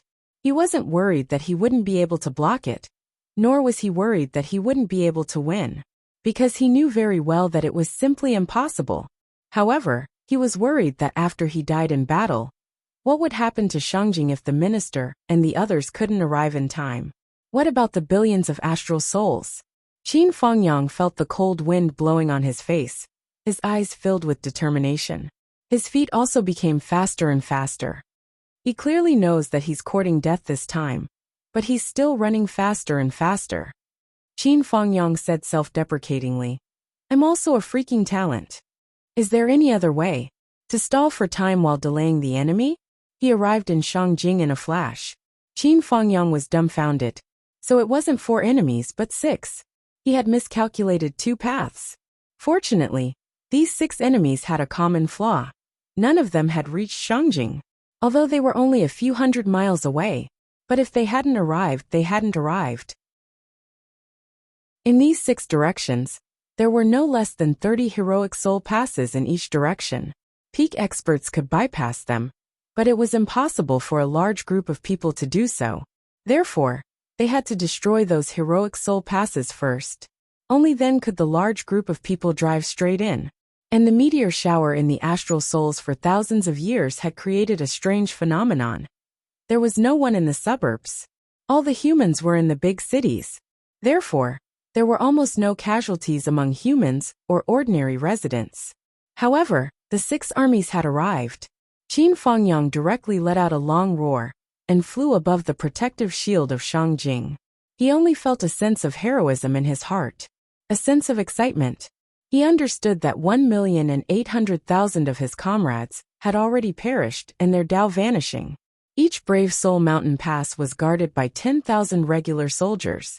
However, these enemies had already marched straight into Shangjing. In other words, there were at least 180 soldiers inside the brave soul mountain pass in those 6 directions. That was to say, at least 1,800,000 iron-blooded warriors must have all died in battle. Otherwise, they wouldn't have been able to pass. 8 million heroic souls. Qin Fangyang looked up to the sky and roared. 8 million good men. Alarms were already sounding in Shangjing. Countless people were about to fly up. Qin Fangyang stood in the sky and shouted, "Speed up the reinforcement of the protective shield. The enemy is too strong. Use all means, no matter the cost, reinforce the shield. Even at the cost of your life and soul. You are definitely not a match for this group of enemies. Use all means to reinforce the shield. This is the only way to stall for time. Delay for 1 more second is 1 more second. Wait for the minister to come back. I am Qin Fangyang. I am the vanguard official who has returned from the front line. I ask you to reinforce the shield with all your might.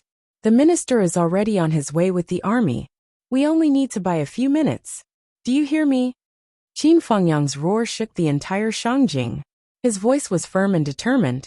Countless martial artists below were instinctively convinced, because they heard the determination to die in the voice of the person above. As long as I, Qin Fangyang, am alive, no enemy can enter Shangjing. Think of a way to reinforce the shield first. Think of all means, no matter the cost. The order of the military was immediately passed down. All capable martial artists, reinforce the shield at all costs. Shangjing was too big. The shield of such a huge city was the strongest, but to reinforce it temporarily, it was also the most expensive. Martial artists below the God-reigning realm were not qualified to participate. If martial artists of the God-reigning and profound realm wanted to reinforce the shield, they would probably have to use their own life and soul as the price. Martial artists of the sky realm and above quickly gathered and flew in all directions of the city. The military was coordinating. The experts of the various ministries and commissions rushed to different posts under the leadership of their respective leaders. Shangjing. In Zhuoxianyan's small courtyard. Before the accident happened, Wang Lingyun was lying on a recliner and drinking tea. Her body was covered in age spots. These few years, although Zhuoxiaoduo had given her good things to nourish her body at all costs. But Wang Lingyun also clearly knew that her life had come to an end. The startling sword was in the scabbard. The scabbard was on Wang Lingyun's lap. Since that day, the startling sword had never left the scabbard. There was no sound at all. It was as if the sword was already dead. When the crazy vibration came, the moment the house began to rustle and dust began to fall, Wang Lingyun looked at everything in shock. He felt as if something great had happened. His heart suddenly contracted. The atmosphere of the coming storm and the collapse of the sky and earth had already enveloped Shangjing. Along with the alarm, when the alarm of the enemy attack continuously sounded in every corner of Shangjing, that Wang Lingyun knew that this time, Shangjing had really encountered a life and death crisis. He gently stroked the hilt of the startling sword and muttered, "Grandfather. It seems that little Hong can't be saved." Little Hong, are you willing to accompany me and be the last bloom of our lives? The startling sword seemed to have sensed something, and suddenly let out a sword hum. In an instant, 3 inches out of the scabbard, cold light shot out in all directions. Suddenly, the small courtyard was filled with murderous intent. Everyone knew that the startling sword was the sword of the god of war back then. It was also the Wang family's heirloom and amulet. But only Zhuo Changlu, his wife, and Wang Lingyun knew the real startling sword. Why was it an amulet? There was a reason for that. It wasn't just because the startling sword had a sword spirit. That was because Wang Feihong had left behind the startling sword. It was similar to a soul imprint, the power of will. Wang Feihong had practiced the sword all his life, and was sincere to the sword. He had devoted his life's energy, all his effort, and all his spirit to his sword Dao, his sword. Other than the sword, there was nothing else. That was why he could use the sword to reach the peak. When he advanced to the primordial chaos realm, the startling sword had a sword spirit. After a long period of battle, as his comprehension of the sword became deeper and deeper, his sword Dao will also became purer and purer. By the time he shocked the world in that battle, he was already a zenith heaven, and his sword Dao will had already accumulated a lot in the startling sword. Although he had died, he had sealed his will of the sword Dao within the startling sword after a desperate battle. He left the startling sword behind. This was also the reason why the startling sword was not damaged at all when Wang Feihong self-destructed. It could be said that this was the essence of Wang Feihong's life. Although it didn't have any consciousness. However, it was still indestructible. However, this sword Dao will could only be released once. And there was a huge price to pay. Zhuo Changlu wasn't willing to let the last trace of his brother disappear. Moreover, Wang Feihong's last relic was left for his grandson Wang Lingyun. Therefore, Zhuo Changlu sent this sword back to the Wang family. He handed it to Wang Lingyun. Wang Lingyun's aptitude was not good, and could not absorb this sword Dao will. After that, the Wang family didn't have any other outstanding figures. So Wang Lingyun didn't mention this secret again. After all, if the ancestor's sword Dao will fell into the hands of an unfilial descendant, it would be the greatest insult to Wang Lingyun's grandfather. It would be the greatest discredit to the name of the god of war, and the reputation of the hero. Until today, Wang Lingyun suddenly felt that perhaps today was the day. A powerful enemy is attacking. Shangjing is in danger. The imperial emperor is far away. He can't return in time. But my current energy is not enough to fully unleash the ancestor's sword Dao will. I only have one chance to attack. I can't waste it. Wang Lingyun muttered to the Jinghong sword. My body is already weak. It's difficult for me to even walk normally, let alone kill the enemy. Little Hong, everything depends on you. Take me to kill the enemy. Okay. The Jinghong sword left its sheath and stood in the air. Cold light flashed. I hope you can help me, Wang Lingyun pleaded. After all, this is the last battle for you and me. Clang, clang, clang. The Jinghong sword let out 3 sonorous sword sounds. Wang Lingyun laughed. Very good, very good. Then, he channeled his energy and used all his strength to absorb and devour without care. All the precious medicine left by Zhuo Xiaoduo, useful and useless, were swallowed into his stomach. Then his body slowly expanded. However, the spiritual energy of heaven and earth was still rushing into his body crazily. With a boom, his dantian shattered, but the spiritual energy was still pouring in. This was a form of suicide. It wasn't even self-destruction. At a certain point, the entire body would disintegrate. There was no power to kill the enemy. He would treat his body as a rubber ball and blow it with all his might. In the end, the rubber ball would crack and leak, and it would be over. No one would do that. But now Wang Lingyun did so. Following the intake of spiritual aura, his internal organs were already slowly being destroyed. His face had also changed shape. His entire body had become more than 10 times fatter. At the moment when he was at his fattest, Wang Feihong used the last of his strength to grab the Jinghong sword and muttered, Little Hong, let's go kill the enemy. The tip of the sword slowly pierced into his chest and into his heart. Wang Lingyun's body instantly stiffened. His eyes looked at the void with a smile. His eyes were actually filled with pride.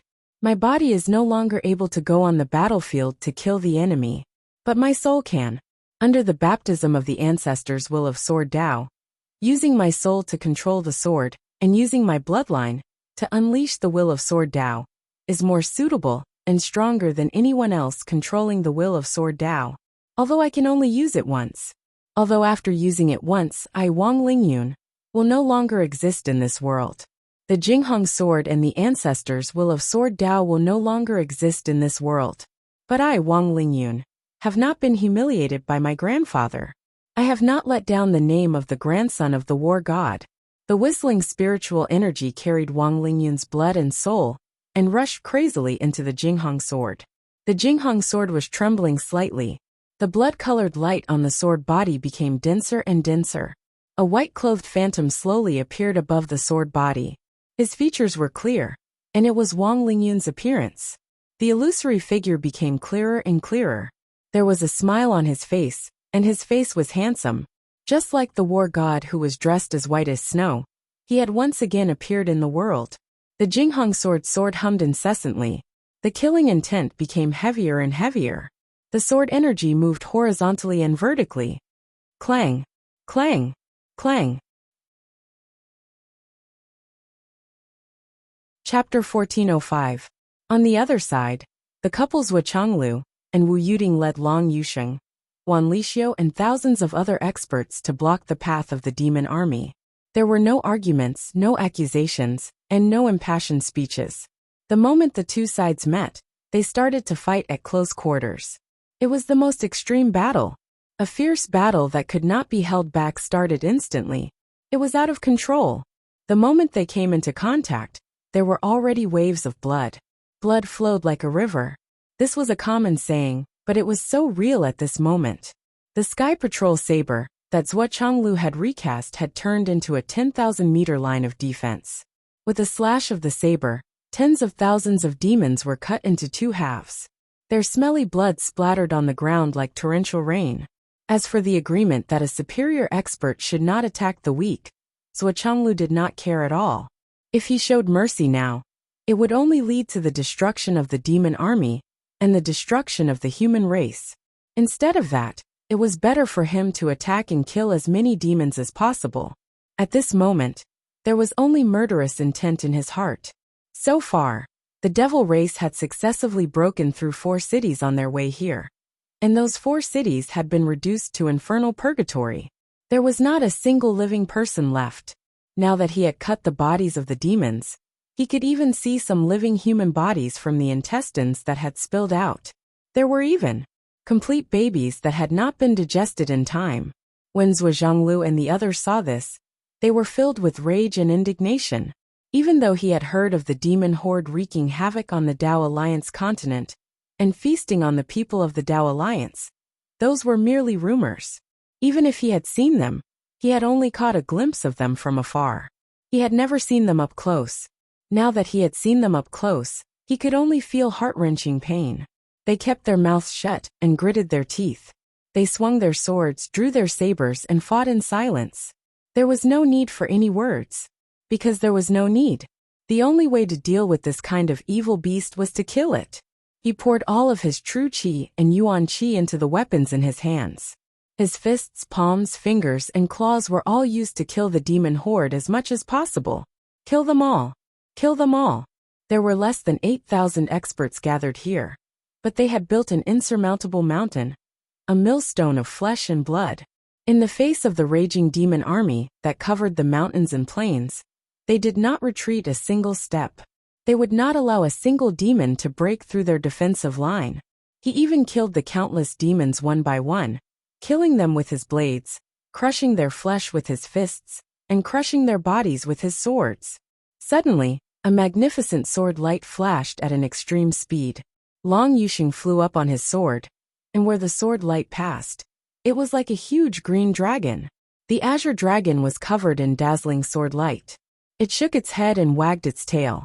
It was no less than 10,000 feet long. It charged straight into the devil race army, wreaking havoc back and forth. Everywhere it passed, there were mountains of corpses, seas of blood and severed limbs. The hearts of the azure dragon's 7 stars, who were watching the battle from the sky, trembled at the same time. They only felt surging emotions, unable to control themselves. This attack was clearly the famous ultimate move of their eldest brother, the Azure Dragon Lord. Azure Dragon soars in the sky. Furthermore, the power displayed by this young human in front of them was even stronger than their eldest brother, the Azure Dragon Lord, when he was at his peak. Let's fight once. Moon Fox of Heart's eyes were filled with tears. For the Azure Dragon Divine Sword, let's fight once. I want to fight with the Azure Dragon Divine Sword one more time. Alright. The 7 of them flew down together. They took out all of their weapons and unleashed all of their ultimate moves, each of them showing off their best moves. In an instant, the body of the Azure Dragon that was swimming in the sky suddenly exploded with 7 lights, shining brightly. It was as if 7 stars were shining on the Azure Dragon's body. It caused the Azure Dragon's lethality to increase by more than 3 times. Yes, it had really increased by more than 3 times out of nowhere. This was because the current Azure Dragon soars in the sky was a complete and strengthened version. The Azure Dragon in the sky was accompanied by the 7 stars. The combination of the 7 stars was even better than the Azure Dragon Lord's Azure Dragon soars in the sky. Right now, the Azure Dragon soars in the sky was like a huge ship that would never sink. It charged left and right amidst the densely packed demon army, wreaking havoc as it wantonly moved back and forth majestically. The Azure Dragon descended, looking down on the world with disdain. Dragon roars resounded, suppressing the 4 extremes. As the Azure Dragon 7 stars fought, they wholeheartedly felt this familiar atmosphere that they had not felt for a long time.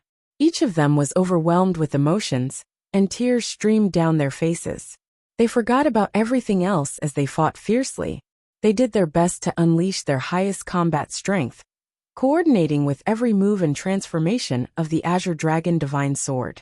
Their hearts were filled with hot blood, and they only wished for this moment to last forever. Heaven has 4 extremes. Azure Dragon suppresses the east. Eldest brother. Eldest brother. We can fight together with the Azure Dragon Divine Sword again. Do you see? Do you miss us? Azure Dragon in the sky. 7 stars will accompany us forever. Fortune and misfortune together. Life and death together. Azure Dragon 7 stars. Our hearts are eternal. We are the Azure Dragon 7 stars. Eldest brother, we are here to fight with you. The 7 of them roared and fought, increasing Long Yuxing's endurance by a lot. It also allowed the Azure Dragon soars the sky to last for a long time. Everywhere it passed, the Devil Army's lives were reaped in large batches. When the battle reached its climax, it was also time for the Azure Dragon Divine Sword to perform the final move, Sovereign's Descent. The Azure Dragon 7 stars roared again, and actually revealed their huge bodies, causing the might of Sovereign's Descent to increase again. As far as the eye could see, the killing circle suddenly expanded by 10 times. Dense and disorderly screams sounded like a tsunami, rising and falling in an endless stream. Even Zhuo Chonglu and Wu Yuding were shocked by this unexpected scene. And right at this moment, a ray of light suddenly flashed in the distant void. Everywhere it passed, it was as if the blue sky had turned dark, no longer clear. An extremely fierce murderous aura suddenly enveloped the battlefield. Even with Zhuo Chonglu and Wu Yuding's current cultivation, they could not help but feel as if their hearts were suddenly grabbed by a cruel hand. That was the feeling of impending death. That was the God-slaying spear. The God-slaying spear had finally appeared on the battlefield. Indeed, the demon ancestor Rahu was the backbone of this attack. The God-slaying spear was as swift as ever, arriving in a flash. Its target was actually Long Yuxing, who was wreaking havoc in the Devil Army. The God-slaying spear's tip was aimed at the huge Azure Dragon that was still swaying freely. One spear to nail the dragon, one strike to kill. Long Yuxing instinctively felt a life and death crisis approaching. Not far away, Wanli Xiu roared and rushed over with all her might. But the God-slaying spear's momentum was too fast and too fierce. It was like a killing lightning that pierced through heaven and earth, descending into the sky in the blink of an eye. The so-called distance, space, and time were all in its eyes. Right at this moment. Ha ha ha ha ha. A wild laugh sounded. Suddenly, From the distant sky, 7 dazzling starlight hung down. At the critical moment, before the god-slaying spear's rapid attack, they poured into the 7 stars of the azure dragon. The 7 stars of the azure dragon instantly absorbed the majestic starlight and bathed in it. The brilliant light actually resisted the god-slaying spear for a short period of time, although the starlight was rapidly collapsing under the god-slaying spear's power. But in this short moment, it was able to hold on. But everyone understood. The god-slaying spear easily broke through the starlight. Once it broke through, it would be the arrival of death. The god-slaying spear circled and soared into the sky. From above it charged again. This time, it was even faster. Even more ferocious. To have such a battle in this life. I have no regrets even if I die. Big brother, you've already gone. And we've also accompanied the sacred sword on its journey. Now we brothers are here to accompany you. Without the azure dragon, the 7 stars of the azure dragon are just lonely souls and wild ghosts. What joy is there in life? Big brother. Little brother is here. Little sister is here. 7 streaks of starlight rose into the air and collided with the god-slaying spear's attack without any care. It was clearly 7 directions, but they converged into a streak of starlight in the air, as if they were flowing together with the constellations in the sky, and resolutely collided with the god-slaying spear. Seeing the convergence of the 7 stars, the end of the road, the extreme collision with the god-slaying spear was already unavoidable. With a dragon's roar, it forcibly pierced into it. Long Yusheng gritted his teeth and used all his strength to ride the sword. The azure dragon soared into the sky and instantly became neck and neck with the 7 stars of the azure dragon. The towering azure dragon once again showed the might of a sovereign descending to the world, charging with determination. The 7 stars of the azure dragon are of the same breath and branch, sharing weal and woe, and following in life and death. I, Long Yusheng, am fortunate to have obtained the Imperial Azure Dragon Sacred Sword. Now I'll accompany you, the 7 stars dragon roaming, ruling the 4 extremes side by side, fighting to the death. The Azure Dragon whistled away. The 7 stars of the Azure Dragon laughed. You're not our big brother. Thank you. You didn't disgrace the Azure Dragon Sacred Sword. But this time, we want to reunite with our big brother. The 7 stars of the Azure Dragon actually sped up under such extreme speed. It was a charge that burned the soul. It surpassed the Azure Dragon, that had similarly reached extreme speed. This was godly speed. The convergence of the 7 stars that had reached godly speed was the first to collide with the god-slaying spear. We understand what you want to do. You want to complete our final journey. We appreciate it. We're grateful and gratified, but we don't need it. Even if we die, we'll be the ones looking for our big brother. It has nothing to do with you. Your responsibility is to pass on our big brother's legacy. We can die, but you can't. We have nothing left to live for. If we're willing to die, we'll die. But you want to live on with the Azure Dragon Sacred Sword. Boom! The 7 stars of the Azure Dragon collided with the god-slaying spear with unparalleled might. At the same time, they used all kinds of extreme attacks on the god-slaying spear for the final time. No matter how the god-slaying spear's unparalleled sharpness pierced through the bodies of the 7 of them, turning them into candied haws, they still laughed. Let's go and find our big brother. Roar. With a boom, the 7 of them self-detonated at the same time. All of their vitality, souls, and everything else were put into this self-detonation. Chapter 1406. Under the unprecedentedly violent explosion, a huge no-man's land was opened up in the middle of the battlefield. It also cut off the battlefield. A huge mushroom cloud rose into the sky. Buzz! The god-slaying spear trembled, somersaulted, and flew back. The shaft of the spear buzzed like a windmill in the air. Long Yusheng, who was nearby, was also sent flying by the impact of the explosion. Fortunately, when the 7 stars of Azure Dragon self-destructed, they had already prepared a backup plan. The force placed here was all pushing force, and there was no explosive impact force. Therefore, Long Yusheng was sent flying 7,000 meters away by the huge force, but he was not injured. With this unprecedented explosion, The huge battle line from east to west was cut off. The 7 stars of Azure Dragon had completely disappeared. Wanli Xiao screamed and killed the demons in front of her. She rushed to Long Yuxing like a madwoman and asked incoherently, "How are you? Are you hurt?" "I'm fine. I'm fine." Long Yuxing stood up and took a deep breath. "The 7 stars of Azure Dragon are gone. They asked for mercy and got it. Don't be too sad." Zuochenglu flew over and checked Long Yuxing. He heaved a sigh of relief and said, "This is a battlefield. There are sacrifices everywhere. If you have any regrets, leave them for after the battle. What we need to do now is to kill the enemy." Before he finished speaking, he had already rushed forward with his saber. The grand saber light flashed again, crisscrossing and sweeping away the enemy. In the distance, the huge figure of the demon ancestor suddenly appeared. He waved his hand, and the god-slaying spear, which was trembling and shrieking in the air, flew back to his palm. It was still buzzing and trembling, as if it was complaining about its grievances. The god-slaying spear had suffered from the explosion of the 7 stars. Although it was an ultimate Khanate spirit treasure, it was still severely injured. It was an unprecedented injury. Who were the 7 stars of Azure Dragon?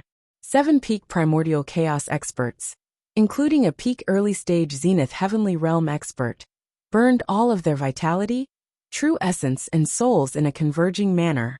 They even collectively pierced through the body of the god-slaying spear and detonated themselves. It could be said to be the most extreme way of self-destruction. Moreover, it was at the closest distance, and there was no room for escape. Such a cruel experience. Even in the god-slaying spear's life of slaughter, this was the first time it had suffered such a fate. Black chi emanated from the demon ancestor's hand. Boundless and pure demonic chi was injected into the god-slaying spear to help it recover. With a sneer, he took a step forward and arrived in front of Zuochenglu. Then he thrust out his spear. "Die!" Zuochenglu did not say a word as he chopped down with his saber. This was the second time the two had fought. On that day, the demon race continent had attacked the 3 continents. The 3 continents had prepared well and were ready to attack. They had planned to inflict heavy losses on the demon race army. But because of the demon ancestor's brazen attack, he had severely injured the number 1 expert of the Astral Souls continent, Zuochenglu. Even the Sky Patrol saber had been destroyed by the spear. Now that they had fought for the second time, even if Zuochenglu's cultivation had improved greatly and was like a different person from before, would he be able to deal with the demon ancestor, who was one of the strongest in the immemorial age? Fearing that her husband would not be able to withstand the enemy, Wu Yuding followed with her sword. Long Yuxing and Wanli Xiao stood on the left and right respectively. The dragon sword and moon soul stood upright. The 4 of them joined forces to fight the demon ancestor. Although the god-slaying spear had been healed by the demonic chi, it was impossible for it to be fully recovered. As a result, the demon ancestor Raha's combat power had been reduced somewhat. The battle between the 5 of them caused the entire space to shatter. The demon ancestor Rahu was extremely shocked. These 4 ants could actually block the great demon ancestor. The god-slaying spear increased its strength and could not help but bring out its true abilities. Boom boom boom. The space cracked and shattered. Zuochenglu and Wu Yuding were like the mainstays. They did not seek to achieve anything, but they did not seek to make any mistakes. They were 70% defensive and 30% offensive. With the help of Long Yuxing and Wanli Xiao, they actually managed to hold off the demon ancestor Rahu. Zuo Xiaoyan led Gao Qiaoer, Zhen Piapiao, Xiao, and Zhu Yan to tear the space apart. Not long after, they arrived at the shore of the inland sea. As far as the eye could see, the Ashura tribe had broken through the defensive line of the inland sea. By now, the entire inland sea had transformed into a river of blood, with towering waves of blood surging out of the surface of the sea and into the land below. Everywhere it passed, mountains collapsed and cities fell. It was a scene of desolation and endless collapse. Although there was a heroic soul pass on the other side, it could not withstand the continuous impact of the tsunami, not to mention the crazy impact of the infinite blood god's sun.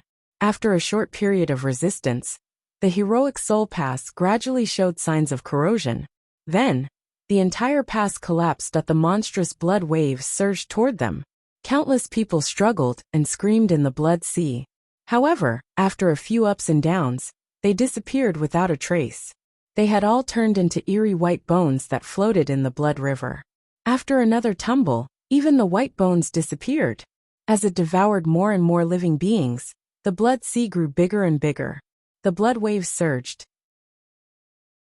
They were already tens of thousands of feet deep. They were ferocious and insufferably arrogant. Zhuo Xiaoyan took the lead and rushed to the front. When she saw the incoming blood sea, she flew for 3,000 miles. Her white clothes and white skirt flew across the sky. Everywhere he passed, an extremely cold aura followed him and engulfed the entire space.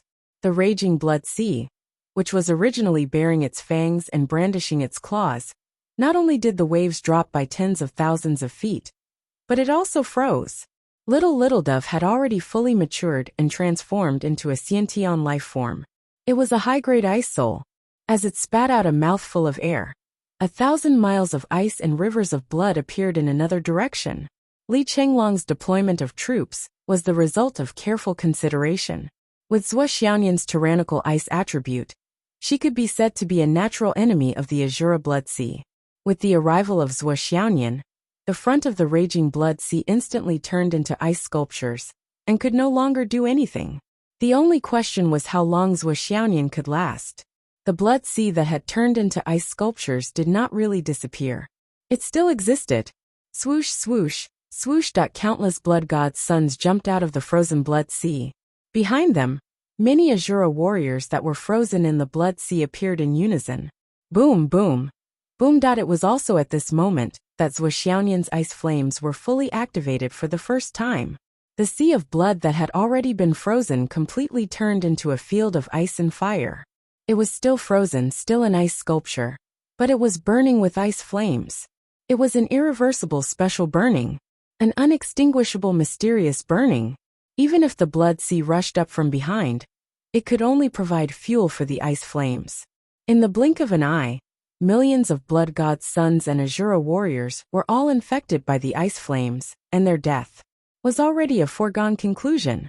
Along with a dense shout, a tall figure with a head full of messy hair descended upon the mortal realm like a demon from hell. It was the Nether River Patriarch. Looking at the freezing ice flames that spread across the land and soared into the sky, his pupils suddenly shrank. He roared furiously. Why is the primordial Phoenix ice flame here? The Phoenix clan was clearly an alliance this time. How could something like this happen? Could it be that the Phoenix clan has other plans and wants to scheme against me? He hurriedly flew forward and instantly recognized Zhuo Xiaoyan, the girl who could sit down easily in the Purple Cloud Palace. But why did this girl have the Phoenix Ice Flame? That was the Phoenix clan's greatest trump card. At the same time, another shadow appeared in the sky. A huge, grotesquely shaped, ugly monkey suddenly appeared. It opened its mouth, and an endless stream of gurgling yellow, turbid gas came out of its mouth. Was that poison? Poison surged out of the scarlet ape's mouth like a tide, pouring over the wildly burning ice flames. Suddenly, a boundless amount of poisonous fog slowly rose. The poisonous fog seemed to be under the command of the Azura army, and it swept towards the Azura army. The endless stench that filled the air was like a public toilet that had been left unattended after being exposed to the sun for 2 days after a summer storm, with hundreds of rotting rats and turtles soaking in it, that even the Azura tribe could not help vomiting when they smelled that stench. A biological weapon. An absolute biological weapon. And yet, the true lethality of this biological weapon was about to be revealed, that as far as the eye could see, everyone who came into contact with this stench began to rot away. In the blink of an eye. It really was just the blink of an eye. Every Azura tribe on the land had decayed. The sky-filling ice flames that touched the bodies of the Azura blood god scions had sealed their doom, but it could still buy them some time. On the other hand, the appearance of this new poisonous fog greatly hastened the death of the Blood Sea army. Even so, the Nether River Patriarch did not care about the massive casualties of the Blood Sea army. His true focus was that the Nether River Patriarch's eyeballs almost fell out of their sockets as he roared in rage. Scarlet Ape? Screw your mother. Why are you here? What the hell? What the hell? The moment the words left his mouth, his heart began to beat like a drum. The Nether River Patriarch's expression changed. What the hell? Why was the Scarlet Ape here? And in a direct confrontation? That fellow's bad luck. There was no need to consider that. Just look at what that fellow had done. The Azura tribe had lost at least hundreds of thousands. And that was just the beginning. By the time this battle was over, there would be more than 1 million casualties, wouldn't there? Could it be that this wasn't bad luck? The Scarlet Ape continued to spray poison, completely ignoring the Nether River Patriarch. Although he knew the Nether River Patriarch, he was not close. Now that they were on opposite sides, and the war was dangerous, he did not have the time to pay attention to the Nether River Patriarch. It was more important to continue killing the enemy. Zhuoxiaonian, Zhenpiapiao, Gao Qiaoer and Xiao all covered their noses and looked miserable. Their faces contorted as they killed the enemy. That fellow. So disgusting. I'm dying from the stench. It's good that you're killing the enemy, but it stinks too much. The antidote you gave us before could only detoxify the poison, but it could not block the stench. The Nether River Patriarch yelled. That's the Scarlet Ape. That's the Scarlet Ape. Retreat for now. Why is that unlucky thing here? Fuck. Retreat. Don't charge forward, Blood River. Hold your ground first. How many recommendation votes?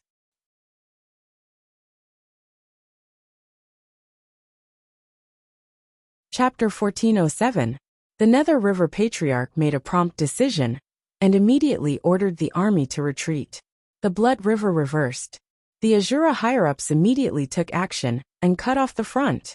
They drew a 1,000-foot wide isolation section because they were very clearly aware that it was impossible to save those within the icy flames. On the other hand, if Zhuoxiaonian were to use the 3,000 miles of ice again and freeze a portion of the Azura army here, then the icy flames would immediately spread over here. That would be a greater loss. Ever since the Azura race was born, they were most afraid of the Phoenix race. They were even more afraid of them than the Western sect.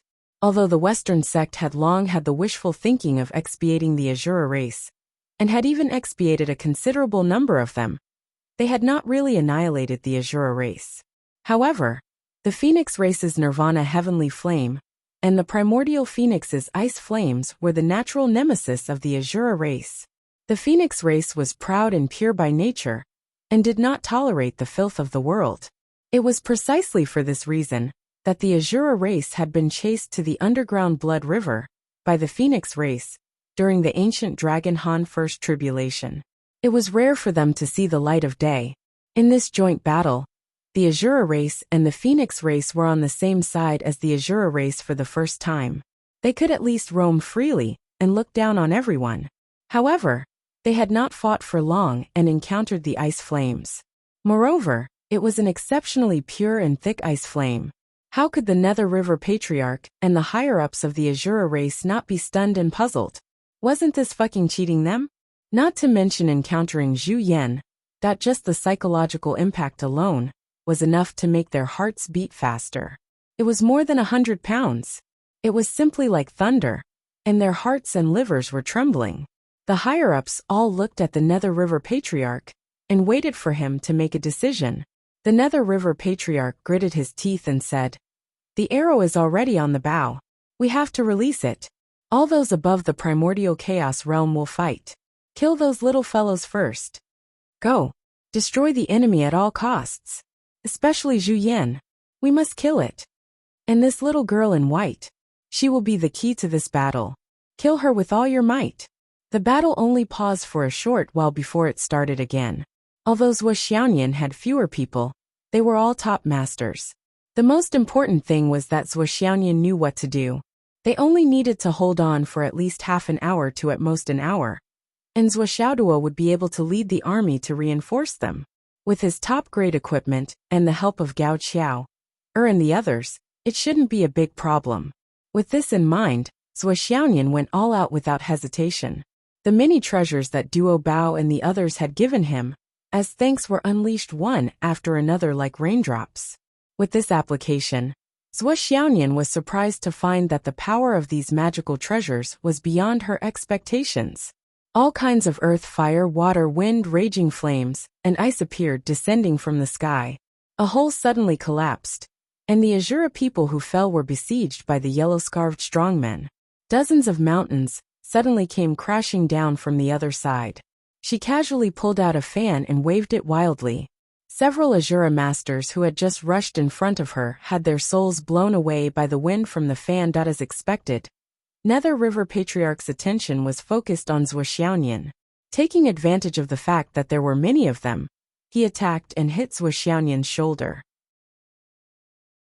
Just when he was relieved that he had succeeded, he didn't expect the immortal slaying sword Qi to rush out from the spot where he was hit and pierce a hole in his stomach. Tongtian, immortal slaying sword. Nether River was stunned by this sudden change. He held his stomach and retreated thousands of feet, his eyeballs almost falling out. What kind of existence is this little girl? How? Is she not only related to the Phoenix clan, but also the Tongtian sect leader? If he didn't know how powerful she was and retreat a little slower, he would have been beheaded by Zhou Xiaoyan. Nether River knew that he had underestimated the little girl in front of him. He couldn't help but observe her attentively. He found that while Zhou Xiaoyan was attacking, she was also absorbing the cold air of the natural ice crystals to replenish herself. Together with Xiao Duo, they were wantonly freezing all the creatures in the Blood Sea. Zhou Xiaoyan was now at the pinnacle of sage to be. Without a large number of natural ice crystals, other things could not replenish her instantaneously and maintain her peak combat power. With such cultivation strength, she would not be at a disadvantage, even if she were to fight Nether River head-on. She would go all out, smashing her mystic treasures, shouting loudly, and fighting with infinite violence. What shocked Nether River even more was her own defense. To be frank, even if the 4 disciples of the Jia sect attacked at the same time, Zhou Xiaoyan could stand still for a few minutes. She was so strong, and had so many protective mystic treasures, that even the 6 sages would be jealous of her. How could Nether River Patriarch not be shocked when she had such equipment and supplies? Ice seal. Ice flame. Burn. Explode. Zhou Xiaoyan's expression was cold. She shouted softly, but her hands did not slow down at all. Naturally, a large number of creatures fell in front of her. Xiao Duo fought side by side with Zhu Yan wielding the Wahuang sword. Yan Shirsi was darting back and forth. Not only was he killing, but he was also absorbing the aura of death. More and more demonic flames were rising. At first glance, it was not much different from the real god-slaying spear. The more Nether River Patriarch watched, the more terrified he felt. There was also anger and heartache. His hundreds of millions of troops were blocked here just like that? But he felt worse and worse. Why did he encounter Zhu Yan? Why did he encounter the ice flame? And, where did the demon ancestors' god-slaying spear come from? Even if it was not the real god-slaying spear, it had to be a clone. The Patriarch could not be wrong. It was too unusual for so many strange things to happen together. Could this be a trap set by the dragons, phoenixes, Chilants, and demons for the Azura tribe? They did not want to destroy the continent of astral souls. Instead, they wanted to destroy the Azura tribe, right? He knew that nothing good would happen when he saw Zhu Yan, but he did not expect to be so unlucky. It was a disaster. Could it be that Zhu Yan's reappearance after so many years had increased the disaster level? Could it be that it could shake the fate and lifeline of an entire tribe in just a moment? That the situation in Shangjing was different. At least, it was very different from Li Chenglong's prediction. The primordial god clan's flying ability was very powerful. They were much faster than the others. In the sky above Shangjing, one person, one sword, and one sword, stood 3,000 meters above the protective shield of Shangjing. Although he was alone, the sword light that reached the heavens, and the earth shone brightly in all directions. The sword light was piercingly cold, and the sword light shot in all directions. That person's green robe fluttered, and he stood with his hands behind his back.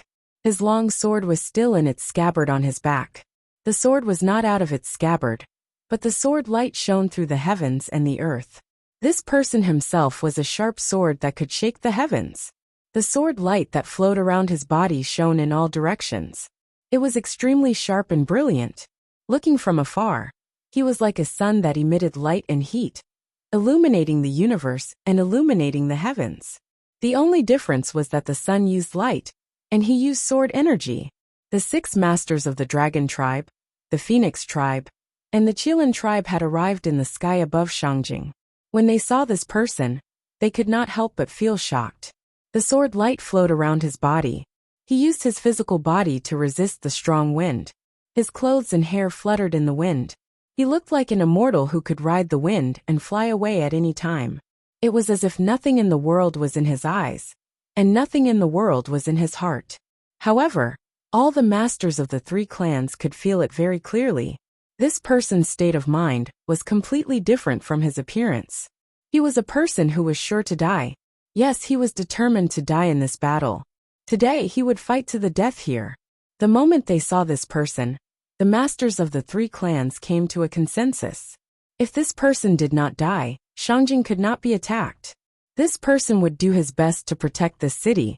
He would use his life to protect this city, and he would use his soul to protect this city from falling. This feeling was ridiculous and nonsensical. How could one person protect a super metropolis with more than 200 million people? How could one person protect it? The 3 clans had launched a large-scale attack, and the total number exceeded hundreds of millions.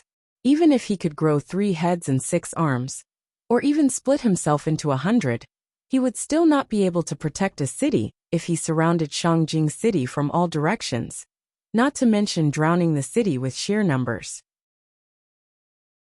Even if he could grow 3 heads and 6 arms, or even split himself into hundreds, he would still not be able to protect a city.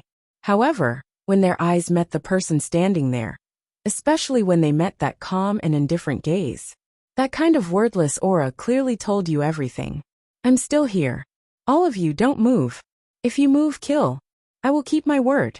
If you don't believe me, you can try. Use your lives to try.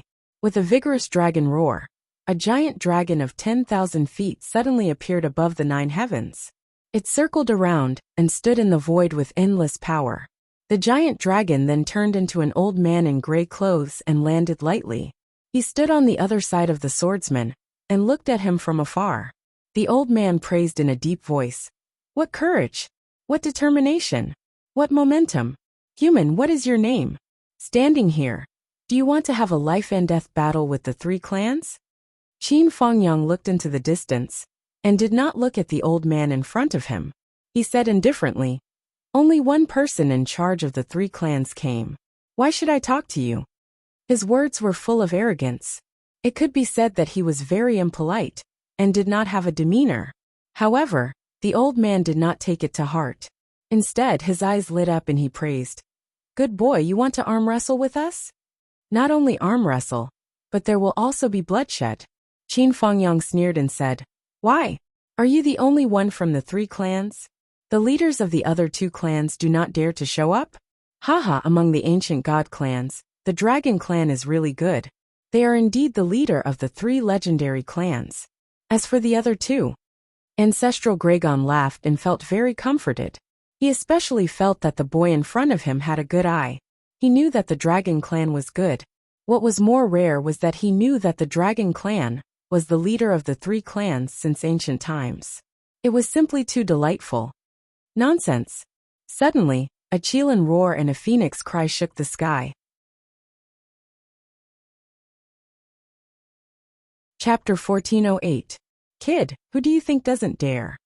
What about the leaders of the other 2 clans? How is the dragon clan the leader of the 3 legendary clans? Kid, make yourself clear. A Qilin and a phoenix came out from the left and right respectively, their faces full of anger. Being looked down upon, he could no longer tolerate this. You still want to praise the dragon clan without any bottom line? What's so good about the dragon clan? How are they better than us? The 3 clans have been equally famous since ancient times. Although each clan wanted to suppress the other 2 clans and become the leader of the 3 clans, no clan had ever been able to take the lead. It was a fact that the 3 clans had always been on par with each other. How could this kid say that the dragon clan was the leader of the 3 clans? The feathers on the wings of all the phoenixes stood up, and countless Qilins stared at Qin Fengyang with their eyes almost popping out. What do you mean? Is this kid's wishful thinking? Or is it the common knowledge of all the astral souls? There's a big difference between the two. Yes, the title of the leader of the three clans had always been a knot in the hearts of the three clans. It was also the most controversial issue among the three clans. Very few people dared to touch on it. Once they did, they would offend the other two clans and be killed easily. This was also one of the ancient taboos that the prime of Tong Tian, the Demon Emperor, and the Demon Empress had mentioned to Zhuo. Qin Fengyang himself didn't know about this taboo, but this method of sowing discord and killing 3 soldiers with 2 peaches was a necessary tactic for a general. Of course, Qin Fengyang's original intention was to stall for time. What he lacked the most now was time. He was determined to use his own life as the price to stall for time and fight for time for reinforcements. This method seemed wrong and right, but in fact, it wasn't, because this method itself was an open conspiracy. If he was facing Azura or the Demon Clan, Qin Fengyang might not even have a chance to speak before the enemy started attacking. But for the Dragon Clan, the Phoenix Clan, and the Qilin Clan, this method had a good chance of working. The Dragon Clan, the Phoenix Clan, and the Qilin Clan were the real ancient divine clans. And such clans had a common characteristic since ancient times, or rather, a flaw. And that was pride. The Dragon Clan and the Phoenix Clan had no enmity with each other, but they were too proud. Which book is it? It was written by a very handsome author. These words were never said casually. The pride of the Dragon, Phoenix, and Qilin races was imprinted in their bones, deep into their DNA. If they were alone, it might not be so easy to deal with. But when the 3 races were together, if you praised one and belittled the other 2, it would not only cause a physical reaction, but also a chemical reaction. They would really explode. The truth was just as Qin Fengyang had predicted, and it was even better than his initial estimation. The leader of the Phoenix Clan was the primordial phoenix, while the leader of the Kirin Clan was an old man. After transforming into his human form, his face was covered in a thick beard. If it weren't for the fact that he had seen his tongue and teeth when he opened his mouth to speak in anger, he wouldn't have been able to find his mouth. Kid, what did you just say? Who is the leader of the 3 clans? Speak clearly. What do you mean by the legendary leader of the 3 clans? Who approved it? Who verified it? Is it your Star Soul human clan's wishful thinking and blindly following others? What nonsense! Only the dragon race is a good thing? What was so good about it? How is it good? The ancestral Gragon frowned. Now is not the time to quarrel. Calm down. After angrily questioning him, before Qin Fengyang could reply, he had already remembered the main purpose of this trip. His gaze immediately became even more dangerous. Kid, you want to stop us? You overestimate yourself. Qin Fengyang said indifferently. First of all, please respect your opponents. Remember me. My name is Qin Fengyang, a member of the Astral Souls continent. Don't keep calling me kid. It's very rude. Or rather, are the so-called 3 primordial races all like the 2 of you? You really live up to your reputation. You're even the leader of the dragon race. Bullshit. The primordial phoenix said angrily. What do you mean? We are all old men who have lived for tens of thousands of years. What's wrong with calling us kid? Even if your cultivation level is extraordinary, you're just a human cub in terms of age. Is it wrong to call you kid? The Qilin elder also said. That's right. As a junior of the human race, you actually spoke so rudely. You really don't deserve to be human. However, the ancestral Gragon said, the 2 of you should watch your words. We are the peak of the 3 primordial races. Where's our demeanor? Where's our temperament? Although this person in front of us is a junior of the human race, the primordial world's cultivators are the most important. It's not important to live for a long time. Such a figure is worthy of our respect. You're really embarrassing the ancient god race by being so exasperated. Our dragon race will definitely not do such a shameless thing. The ancestral Gragon said reservedly. The primordial phoenix and the Qilin were so angry that their tongues almost tied. Of course you won't be exasperated, because this fellow said that you have become the number one of the three races. Can you be exasperated? That's right. If you don't respect your enemy, you won't respect yourself. Qin Fengyang said mercilessly. After all, the elders of the dragon race have more insight. The other two of you keep calling him kid. Don't you know what your status is in your hearts? I'm so angry. The primordial phoenix and the Qilin were about to roar. However, in just an instant, his emotions immediately calmed down. Although he suppressed his calmness, he was not so agitated that he was about to explode. After that, the primordial phoenix gazed at Qin Fengyang and said indifferently, "Kid, you're quite the schemer. You intend to use flattering words to sow discord between our three races. However, at the bottom of it all, your objective is to buy time. Could it be that you really think we're unable to see through your shallow tricks? So what if you speak with certainty?" Qin Fengyang said indifferently, "I'm just stalling for time. You don't have to listen to me. However, what does it have to do with you if I'm willing to speak on my own?" When the Qilin saw that Qin Fengyang had insulted the primordial phoenix again, he could not help but chuckle and say, "Qin Fengyang, I'll remember you. You're really bold and powerful. However, if you think that you can stop our three races with just your mouth, you're gravely mistaken. How much time can you stall for with your own strength? It's just a flick of your finger.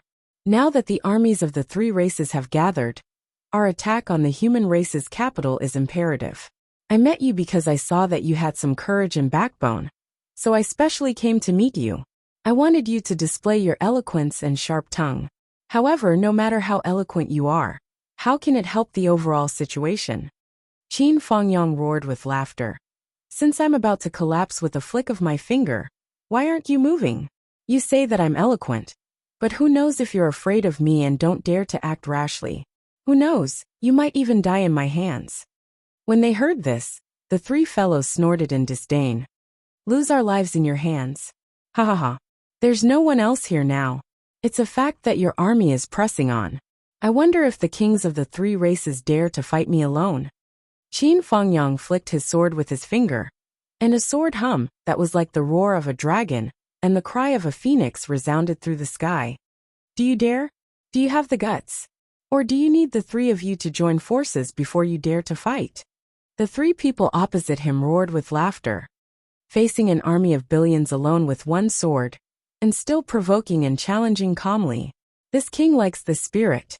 The ancestral Dragon laughed and said, "Qin Fengyang, you don't have to provoke me. What we, the ancient god race, admire the most are heroes. We also like heroes the most. When we saw you standing here, we knew that you wanted to risk your life to protect others. What you want is only this battle." The primordial phoenix also smiled faintly. "Therefore, the moment we saw your appearance and felt your spirit, we wanted to fulfill your fighting spirit.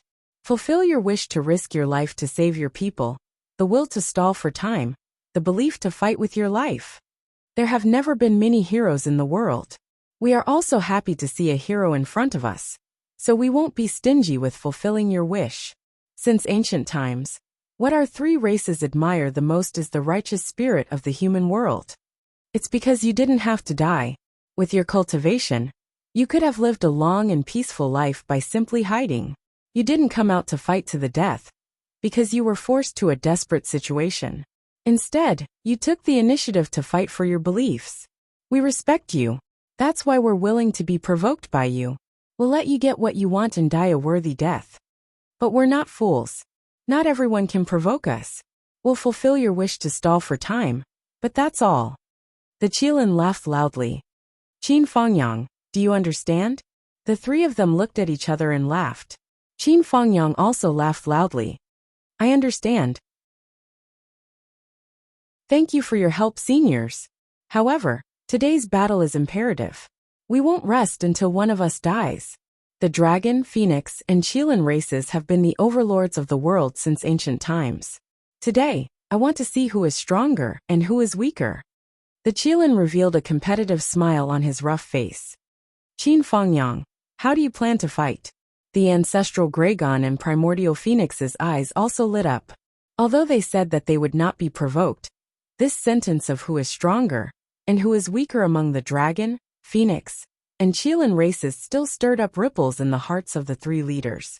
This concerned the pride of the three races, and the competitive spirit in their bones soared. How can the dragon race be weak? How can the Phoenix race be weaker than other races? The Qilin race has always been the strongest in the world. Even if you're provoking us, we're still the strongest. It's very simple. The safety of Shangjing is now in my hands. Qin Fangyang pulled out his sword, and the sword aura surged. In the 3 battles, which race can defeat me and kill me will naturally be the strongest? Qin Fangyang knew very well that he was able to stall for time until now. It was already a great success for his expectations. It was really thanks to the arrogance in the 3 races' bones. Otherwise, they would have launched a large-scale attack long ago. However, they obviously would not allow him to continue using words to stall for time. They were very clear about his goal. Provoking them seemed to work, but in fact, they were deliberately going easy on him. However, whether they were willing or not, he had ultimately stalled for time. There was no doubt about this. If he wanted to stall for time now, he could only use real swords and spears to fight for time with blood. Straightforward. Ancestral Gragon laughed loudly. You're a real man. Since that's the case, let's not talk anymore. Qin Fangyang said slowly, let's fight. Do you want to fight or send someone else? He smiled bitterly in his heart. Why aren't the ministers here yet? In all fairness, Qin Fangyang was not afraid of death, but he did not want to die. As a hidden chess piece personally arranged by Zhuo Changlu, Qin Fangyang had been waiting for the moment when he would make his move.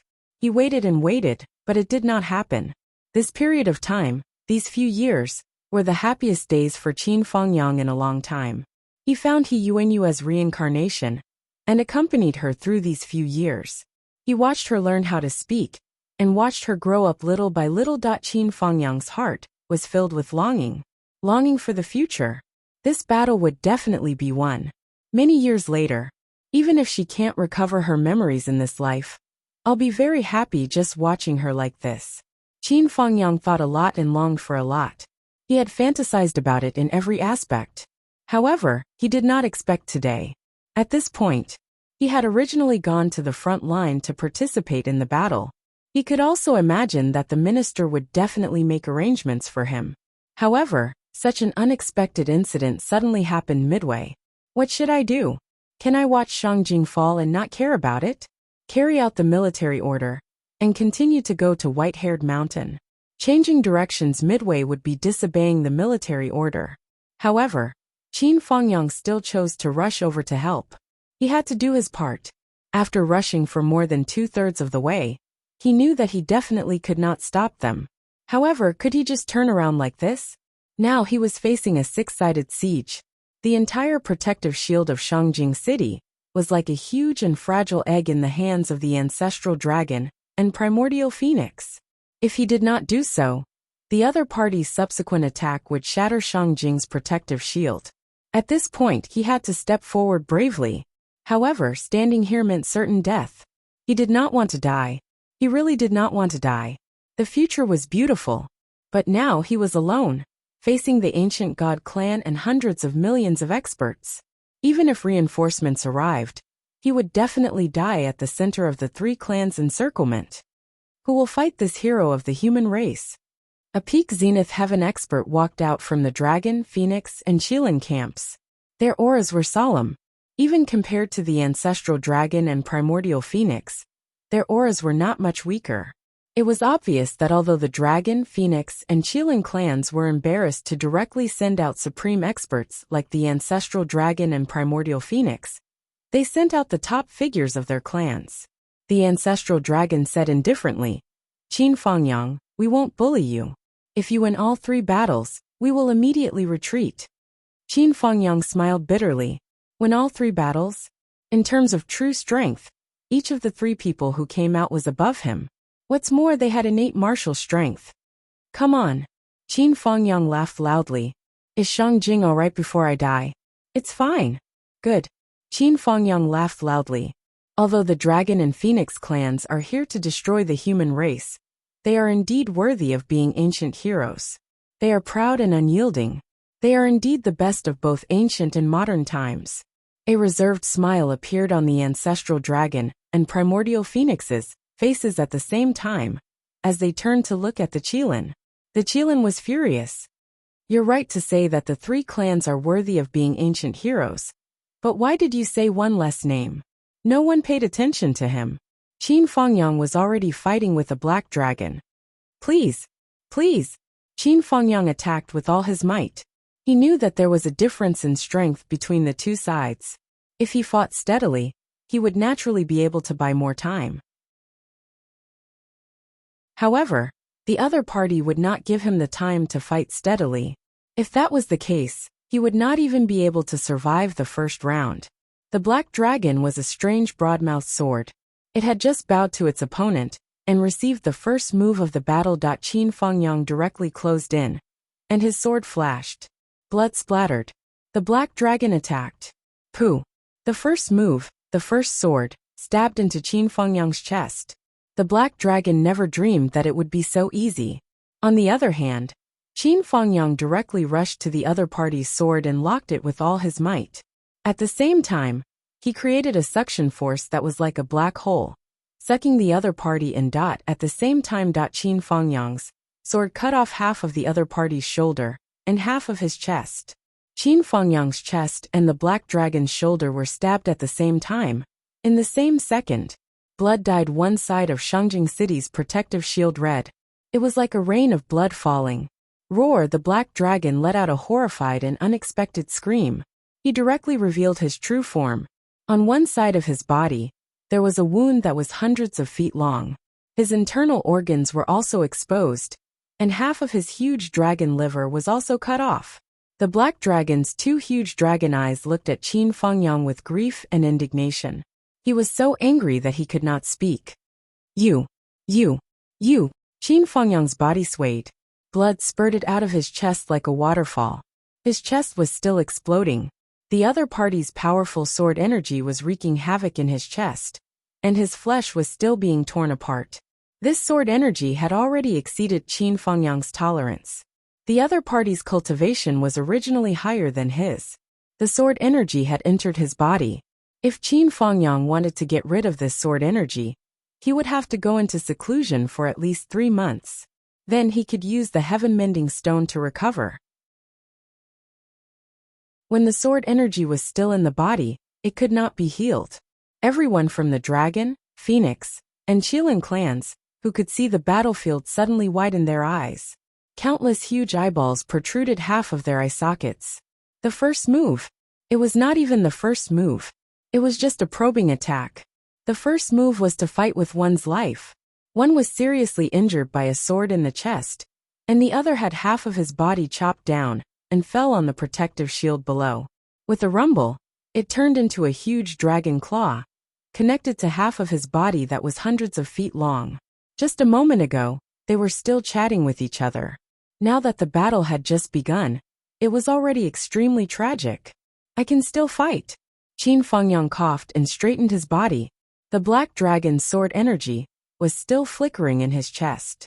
Half of his body was constantly being torn apart, blood flowed, and white bones were ghastly. But he seemed to be unaware. But you can no longer fight. Or you can no longer be my opponent. Do you agree? Qin Fengyang turned to look at Ancestral Gragon and said, I won this first battle.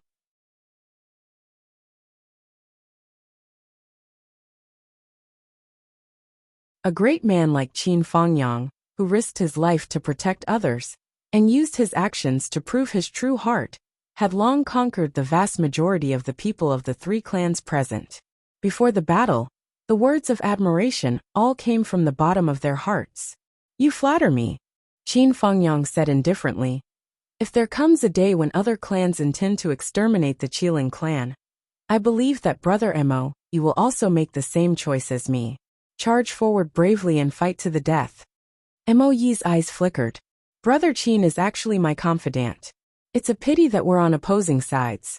After this battle, I'm afraid I won't have the chance to discuss wine with Brother Qin. He focused on the bloody flesh on Qin Fengyang's chest, and the sword energy that was still wreaking havoc without end. His eyes turned to pity. Qin Fengyang was silent for a moment and said indifferently, "Martial artists of my generation, seeking benevolence and obtaining benevolence. Dying on the battlefield has always been the highest glory. I, Qin, have a clear conscience when I'm alive and can rest peacefully after death. My friends and family are honored by me and my enemies are regretful because of me." Qin Fengyang paused for a moment and continued, "Looking at it now, it seems that it's close at hand and can be obtained easily." Moe carefully digested these few words. His expression changed, and he was filled with respect. "Brother Qin, well done. Please." Qin Fengyang raised his sword and bowed solemnly. "Please." Moe bowed with his sword. Then the two of them attacked at virtually the same time. However, the degree of devastation of this battle still exceeded everyone's expectations. Moe indeed did not underestimate the enemy. From the beginning to the end, he maintained a steady strategy of fighting steadily. From the beginning to the end, he did not give Qin Fengyang any chance to fight with his life. But what he did not know was that this was also Qin Fengyang's true intention. In the first battle, he used the most cruel and extreme method of exchanging life for life to obtain victory.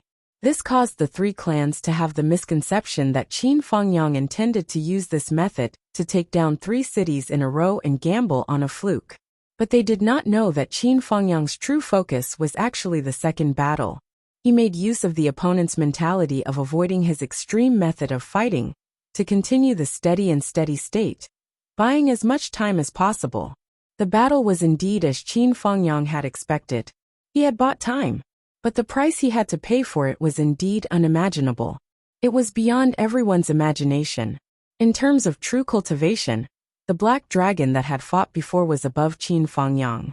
Moe was even stronger than the black dragon. Naturally, he was stronger than Qin Fengyang by more than one level. Not to mention that Qin Fengyang was now heavily injured after the battle.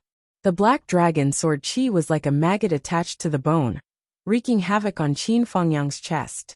Qin Fengyang's injuries could be said to have continued to worsen as he fought. When experts like them fought, thousands of moves would be over in an instant. Everyone fought with speed. They would leave as soon as they touched each other. They would not linger in the battle. The clanging sounds of weapons clashing were even denser than the most violent rainstorm. Qin Fengyang did not make a sound, but Moe roared and exhaled continuously. In less than a minute, Qin Fengyang had already fallen into an absolute disadvantage. As for supporting with all his might and stubbornly resisting, he had no choice. Although he had the heart to fight to the death, and the current style of the battle was also what he wanted, no matter how much he wanted to kill, there was still a limit. His body's condition was constantly deteriorating under the havoc of the sword Qi in his chest. Moe's sword was like the wind. With the innate power of water and fire of the Qilin clan, he appeared around Qin Fengyang unpredictably. Qin Fengyang could only remain motionless and continue to be injured. His head, face, shoulders, arms, chest, lower abdomen, thighs, back, numerous scars appeared on his body. This was still when Moe was not greedy and impulsive. If he attacked more vital parts, Qin Fengyang would only suffer more and more serious injuries. However, with such a dense accumulation of injuries, it was also difficult to bear. However, Qin Fengyang, who was covered in injuries, did not make a sound. He did not even let out a groan. Even though blood was gushing out and flowing from his body, he still calmly attacked with his sword. He tried his best to contend and maintain his body in a state where he could still support himself. He had the heaven-mending stone on him. Although it could not stop the continuous destruction of the black dragon sword Qi in his body, it could have a considerable healing effect on other injuries. Only the beginning of the injuries could not be avoided. Blood was always splashing like fine blood arrows. There were too many injuries, and the injuries were too fast. In the end, the blood had already stuck to his body and flowed. Because with so many wounds, the blood in his body had almost flowed out. However, he was still calm. His eyes were like stars always shining. He had never given up. Even though he was surrounded by millions of enemies, even though he had fought to the point of exhaustion, he never made a sound. Time passed bit by bit. In the beginning, there were still people among the divine beasts of the 3 clans who were watching the battle. However, by now there was complete silence. Looking at this human who was bathed in blood and still fighting calmly and doing his best to attack, their eyes were solemn and respectful. Facing millions of enemies alone, protecting millions of people in the city below, his life was in danger, his blood had dried up, but he still did not stop fighting. There had never been a moment when they understood the word hero so clearly. The first phoenix took a deep breath and said loudly, "Qin Fangyang, you have lost the second battle. Don't struggle anymore." Qin Fangyang puckered his lips and remained silent. However, the sword in his hand was like a storm, and it actually showed signs of counterattack for the first time. It forced Moe, who was worried, to dodge repeatedly. However, this forced movement caused many of the closed wounds to split open once more. However, no more blood flowed out from the wounds. Obviously, Qin Fangyang really didn't have much blood left in his body. The first phoenix took a deep breath, while her eyes were filled with admiration. She said, "Qin Fangyang, you've already tried your best. You've already done enough for the people of the astral souls behind you. As the saying goes, risking your life to protect others is probably just like this. If you continue forcefully holding on, then only your soul will be obliterated. Why do this? We admire you for being a brave man, so we'll leave you a way out. So long as you admit defeat, then this battle will end." Qin Fangyang finally spoke. His voice was extremely soft and weak, because there were 2 additional sword wounds on his throat, and they were currently bleeding. This was the result of him forcefully counterattacking earlier, causing even more carelessness to appear in his defenses. If it wasn't for him dodging in time, his throat would have been slit by now. He said indifferently, "You were the ones who said that there would be 3 victories and defeats, but I never said that." The first phoenix was stunned and said in disbelief, "What did you say?" "Before the battle, I said that whoever can kill me will be the strongest among the 3 races. When I was about to draw my sword, I asked everyone, 'Is everything all right in Shangjing before I die?' I, Qin Fangyang, said it clearly. I'm fighting to the death. When was there ever a victory or defeat?" Qin Fangyang's indifferent voice echoed in the void. "The words admit defeat can be said easily, but it will never come from my mouth. Everyone, if you want to attack Shangjing, you have to keep your promise." Qin Fangyang laughed hoarsely. "Before I die, Shangjing is safe. But as long as I'm alive, I'm the Great Wall."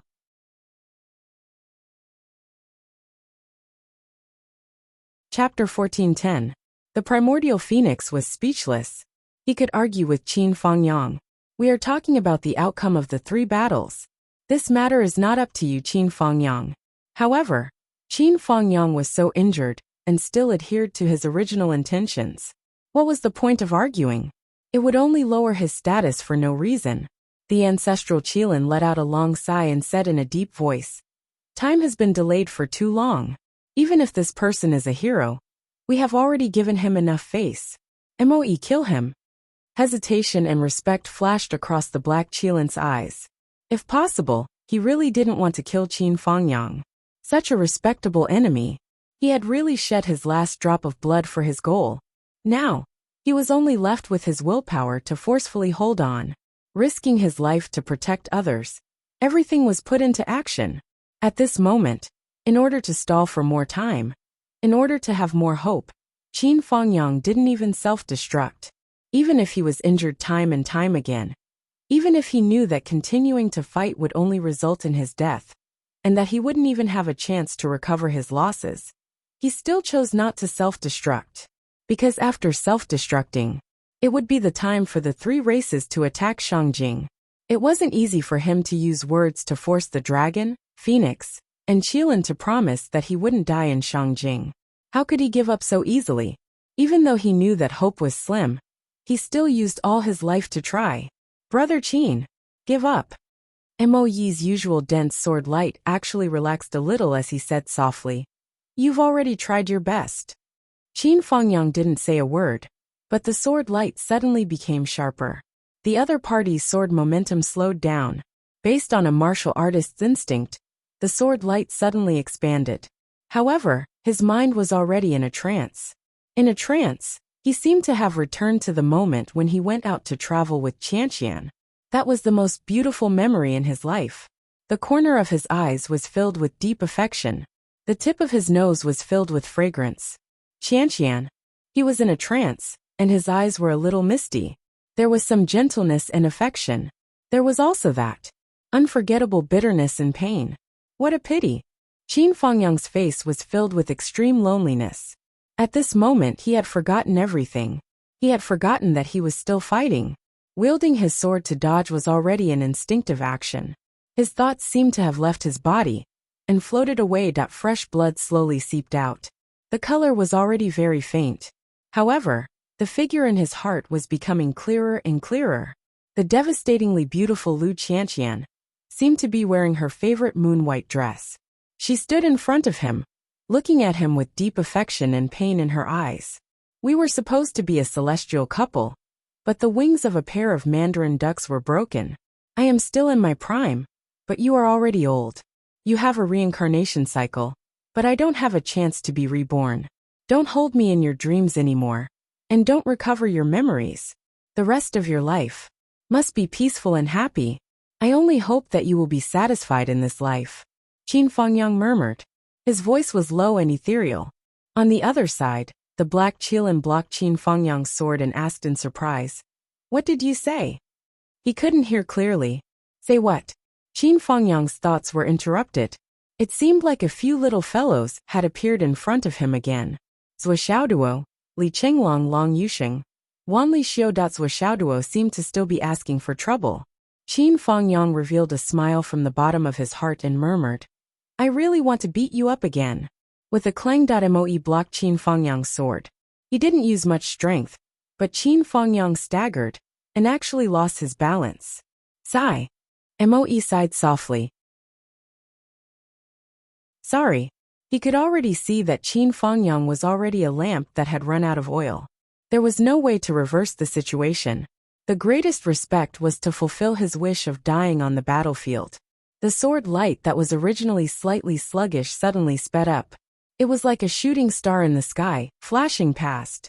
It also pierced through. However, Qin Fengyang still remembered that the reinforcements had yet to arrive. His mission had yet to be completed. He couldn't die yet. He actually dodged instinctively. With a soft sound, Qin Fengyang's legs fell off his body. However, when his legs left his body, there was still not much blood flowing out. The blood in this remnant body had already flowed dry.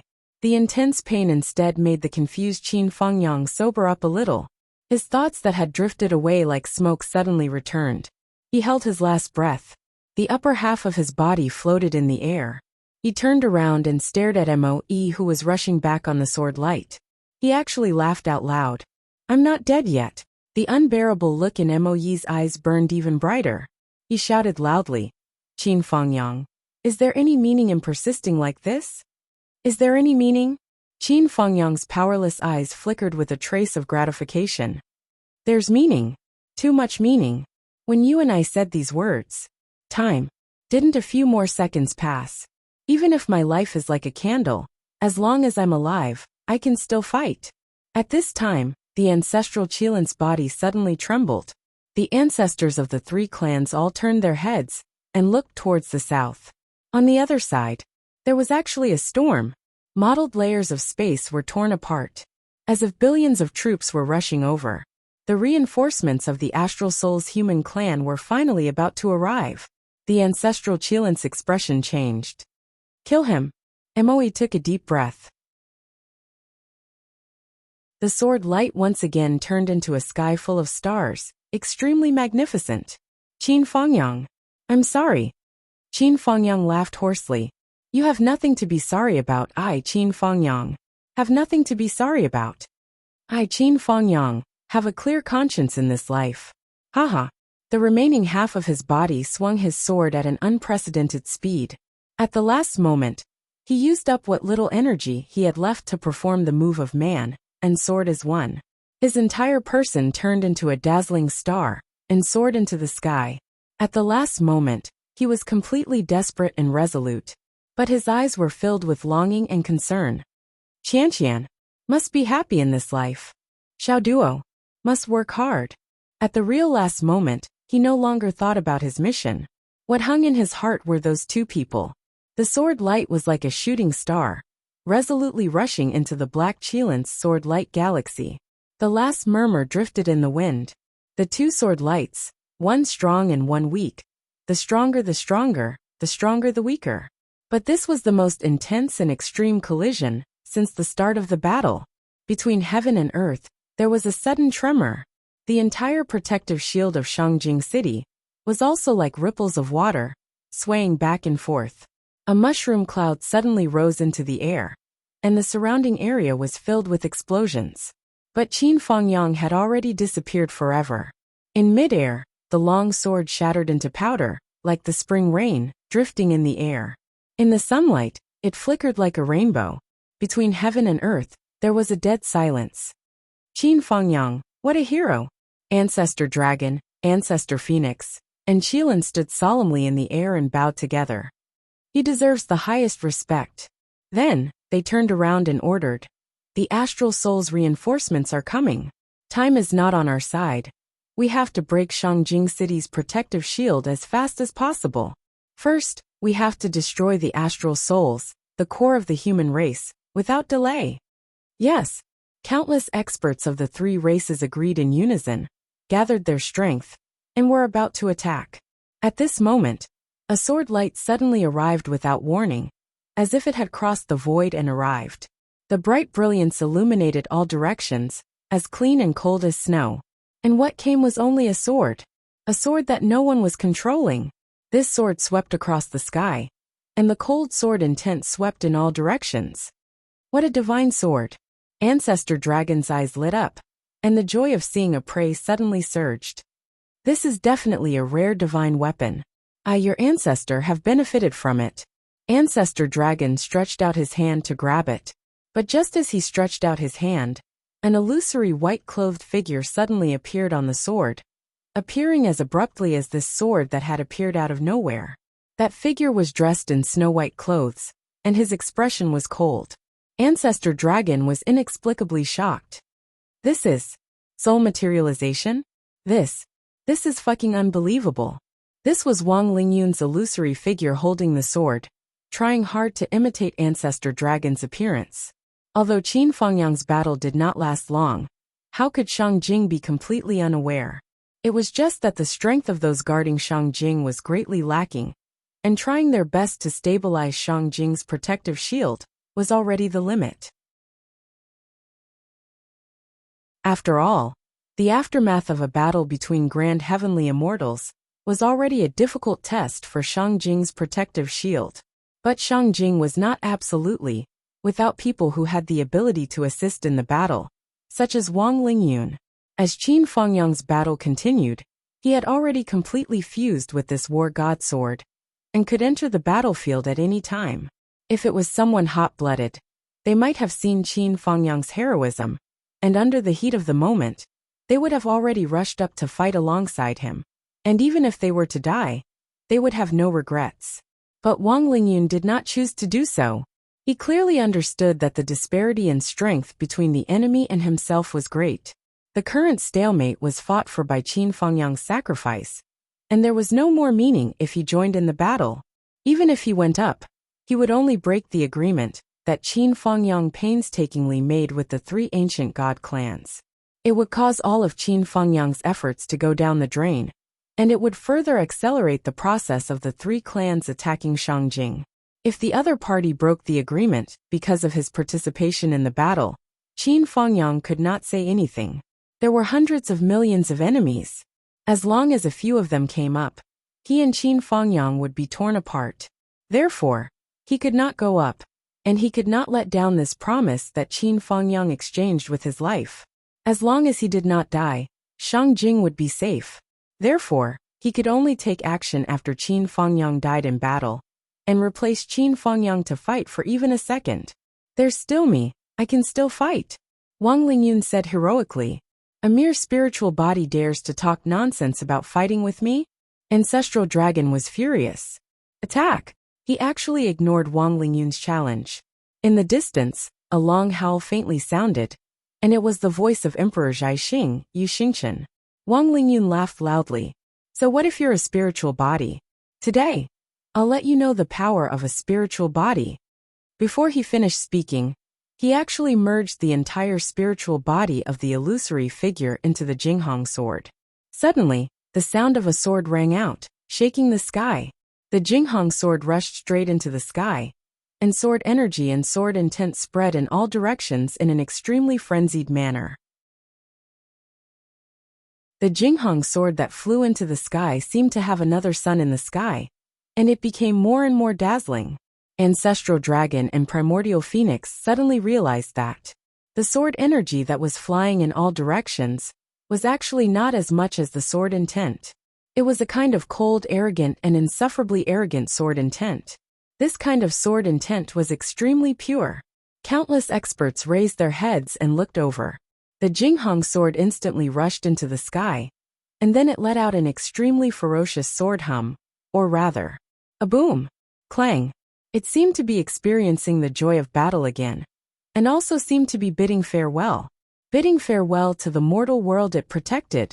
Then, it circled in the sky and suddenly exploded, turning into millions of pure sword energy that swept down toward the army of the Dragon, Phoenix, and Qilin races.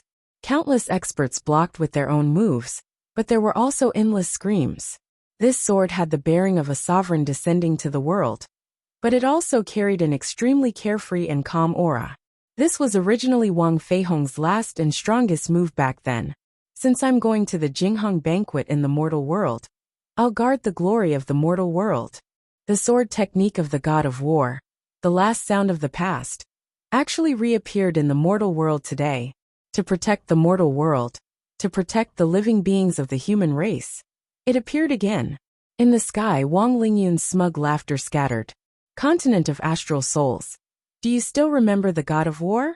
I, Wang Lingyun, live up to my grandfather's name of the god of war. Wang Lingyun's last voice was very proud and glorious. He was unprecedentedly high-spirited, unprecedentedly glorious. His greatest regret and pain was that the Wang family had gone against the tide and tarnished his grandfather's reputation. But now, this regret had turned into dust. These were the last words he said in his life, and also the words he was most proud of. I, Wang Lingyun, die without regrets. Wang Lingyun had achieved his goal.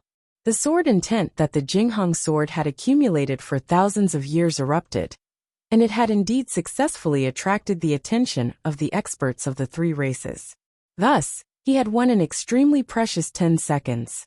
As for the killing effect caused by the last move of the Jinghong sword, it was not important. What was important was at the last moment, when his last thought disappeared, he could clearly see that the void in front of him was torn apart. Emperor Zhai Xing, Yu Xingchen, demon ancestor Lei Changtian, and the experts of the astral souls had already rushed out with angry and anxious faces. They shouted, "Dragons and phoenixes! Don't be presumptuous!" Their voices were like thunder that shook the sky. Wang Lingyun's last soul fluctuation rested in peace. He had no more regrets. They're back. Teacher Qin, they're back. Although you didn't see it, I'll tell you now. We did it. We used our lives to fight for an opportunity for Shangjing City. You didn't sacrifice in vain. I didn't disgrace the name of the descendant of the god of war. A poem to send Teacher Qin off. Teacher Qin has been lonely and affectionate all his life. A man's heart is like iron until death. He personally tried to mend the sky. How powerful. Let bygones be bygones. Look at the current situation. The mountains and rivers are shattered, and there are many heroes, walking alone with a sword and singing loudly, thirsting for the blood of the enemy leaders. I laugh at the fame, but sigh at the snow on a beautiful woman's hair. Remembering the past, I can still feel the tenderness. Looking high today, the moon in the sky, my heart hasn't rested for thousands of years, and I remember her appearance. Searching for the traces of her, I tread through the mountains. Where this feeling is endless, there are enemies in all directions. Drawing his sword and fighting in the air, a man's heart is like iron. So what if I die?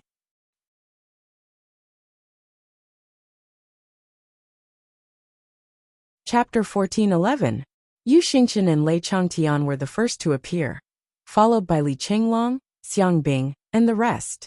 Countless soldiers surged out. In an instant, more and more people surged, as if there was no end to them. In a short period of time, they had already filled the sky. As far as the eye could see, the human clan experts of the astral souls had arrived in Shangjing and were confronting the hundreds of millions of soldiers of the three god clans. Both sides were heavily fortified and filled with murderous intent.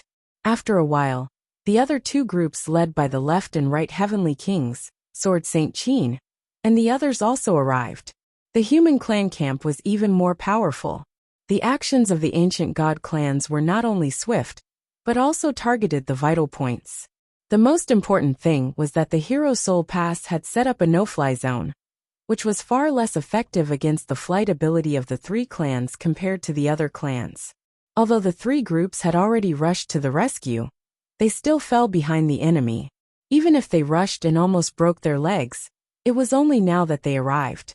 Everyone knew that the current Shangjing was just an empty shell. The Star Soul human clan had placed all of their living forces in the outer regions with the intention of defending against the enemy outside of the country. Now that the enemy had caught them off guard and taken drastic measures, it immediately caused everyone to be exhausted from running for their lives. On the way here, everyone was frantic. They were afraid that when they arrived, they would see a scene of desolation, a scene of misery and suffering, and the destruction of the Shangjing. Now that they had arrived, they saw that Shangjing was unharmed. Everyone was surprised and simultaneously heaved a sigh of relief. However, when they looked at the formation of the three clans' armies, everyone felt a sense of oppression in their hearts. What was going on? We clearly couldn't reach the rescue in time. But why was nothing happening in Shangjing? Could it be that the plan of the ancient god clans was just for show? The army arrived above Shangjing just to intimidate them? Otherwise, why didn't they move at all? Li Chenglong, who was most worried about the battle situation, finally felt relieved. Immediately, he felt his heart beating uncontrollably. It was an ominous feeling. He wanted to open his mouth to speak, but his mouth felt dry. Li Chenglong was no stranger to this feeling. He had felt it once before. But that time was Yu Moyen, and Li Zhangming came over, their faces pale. It's swollen. I'm panicking. I'm panicking for no reason. It's like. Li Chenglong's face paled. You feel the same way? Yu Moyen and Li Zhangming's eyes were filled with panic and fear. Tell me what is going on? It can't be. Something extremely bad must have happened to us. Li Chenglong's lips trembled. Someone as quick-witted as him already had an answer in his heart, but he couldn't say it out loud. Or rather, he didn't dare to say it out loud. He was even more afraid of getting Li and Yu's approval. At this moment, he would rather his judgment be wrong. Wrong, it must be wrong. Yu Xingchen went forward to negotiate. Although he didn't expect the three clans to withdraw their troops, he hoped that both sides would move the battlefield to a place far away from Shangjing. The Dragon and Phoenix clans didn't mind, but the people of the Astral Souls didn't want to fight in the sky above Shangjing. Once the battle started, Shangjing would be in a terrible situation, or even completely destroyed. This was something that could be expected. This was definitely not a suitable place for a battlefield. If the battle really started here, the significance of everyone rushing to help would be reduced by at least 30%. Yu Dongtian, on the other hand, flew down and headed to Shangjing to find out what had happened. He didn't miss the huge dragon claw on the shield. It was a shocking sight. Who had the strength to cut down the black dragon with one sword, when all the high-level fighting forces on his side were not here? After a while, Yu Dongtian flew up with a gloomy face, together with the old military minister who stayed in Shangjing. Along with him, there were a few masters of the aristocratic families in Shangjing, as well as a consecrator of the royal family. The danger of Shangjing is all because of the heroes who stepped forward bravely. After understanding the whole story, the group of people who came had a heavy expression. Yu Dongtian looked at Li Chenglong, and the other two. The news is very bad for you. I hope you can keep calm. Li Chenglong's face was pale. Who is it? When he asked this question, he was already more and more certain in his heart. A straight figure appeared in his mind. Just by standing there, he was already able to support the heavens and the earth.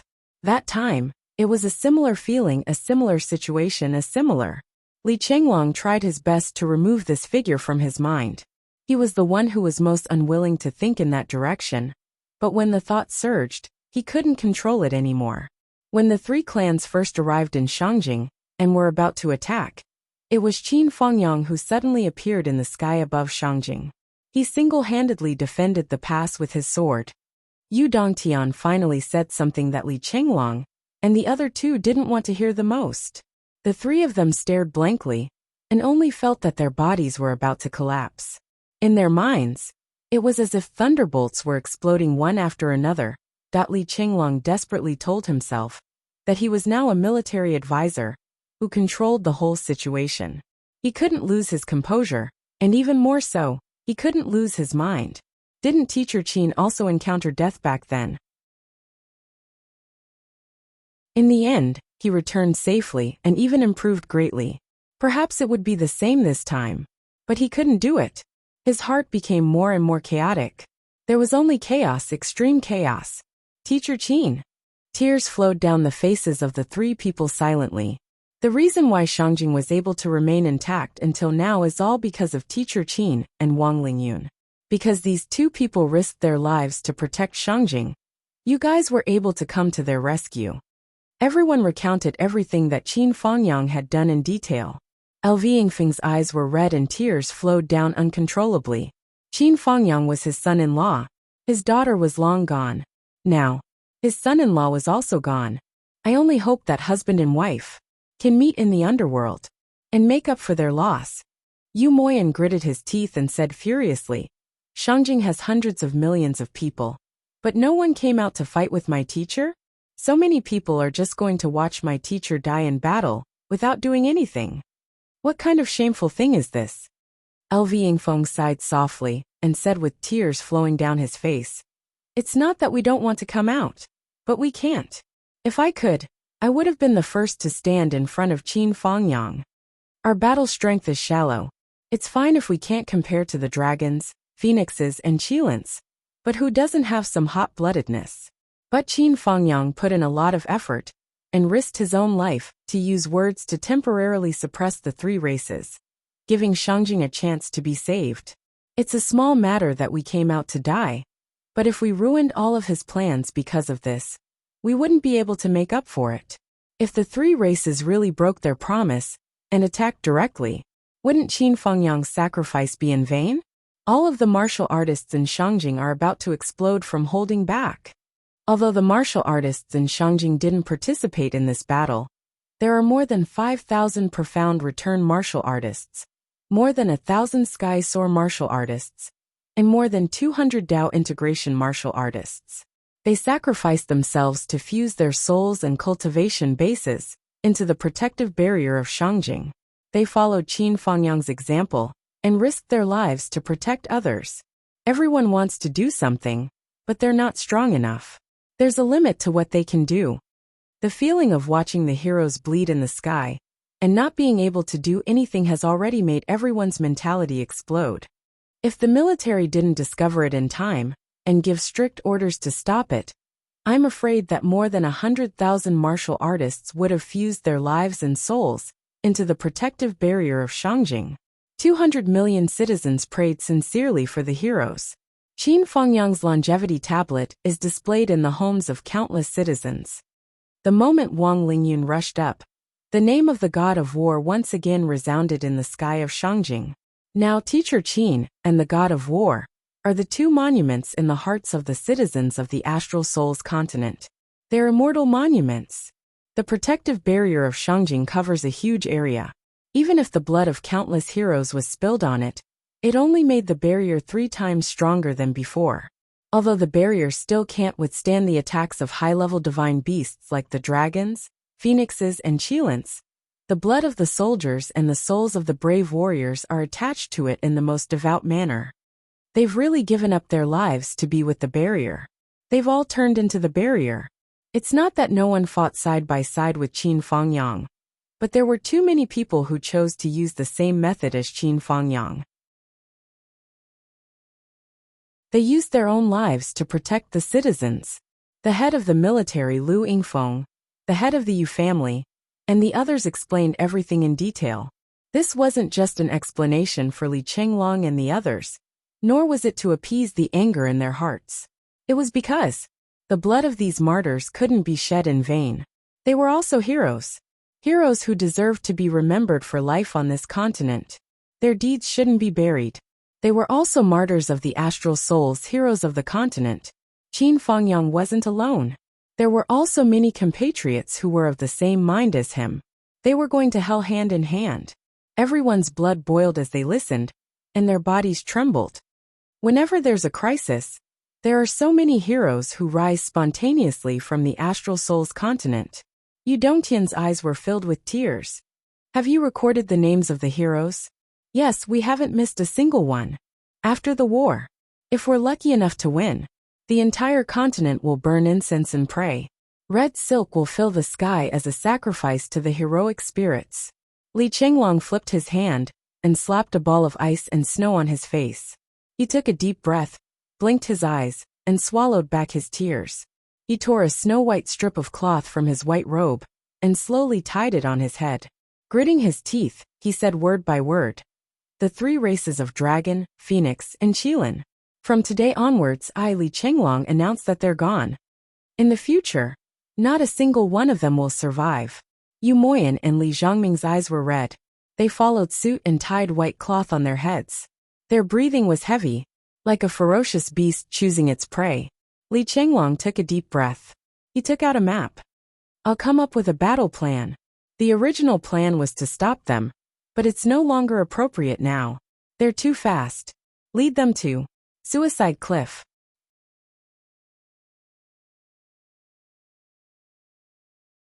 Chapter 14:12. When Zhuo Xiaoduo arrived at the place where Zhuo Xiaoyan was fighting, he was a full 10 minutes late. That was because he met Yun Xiao, who had come to give him treasures. 2 gourds.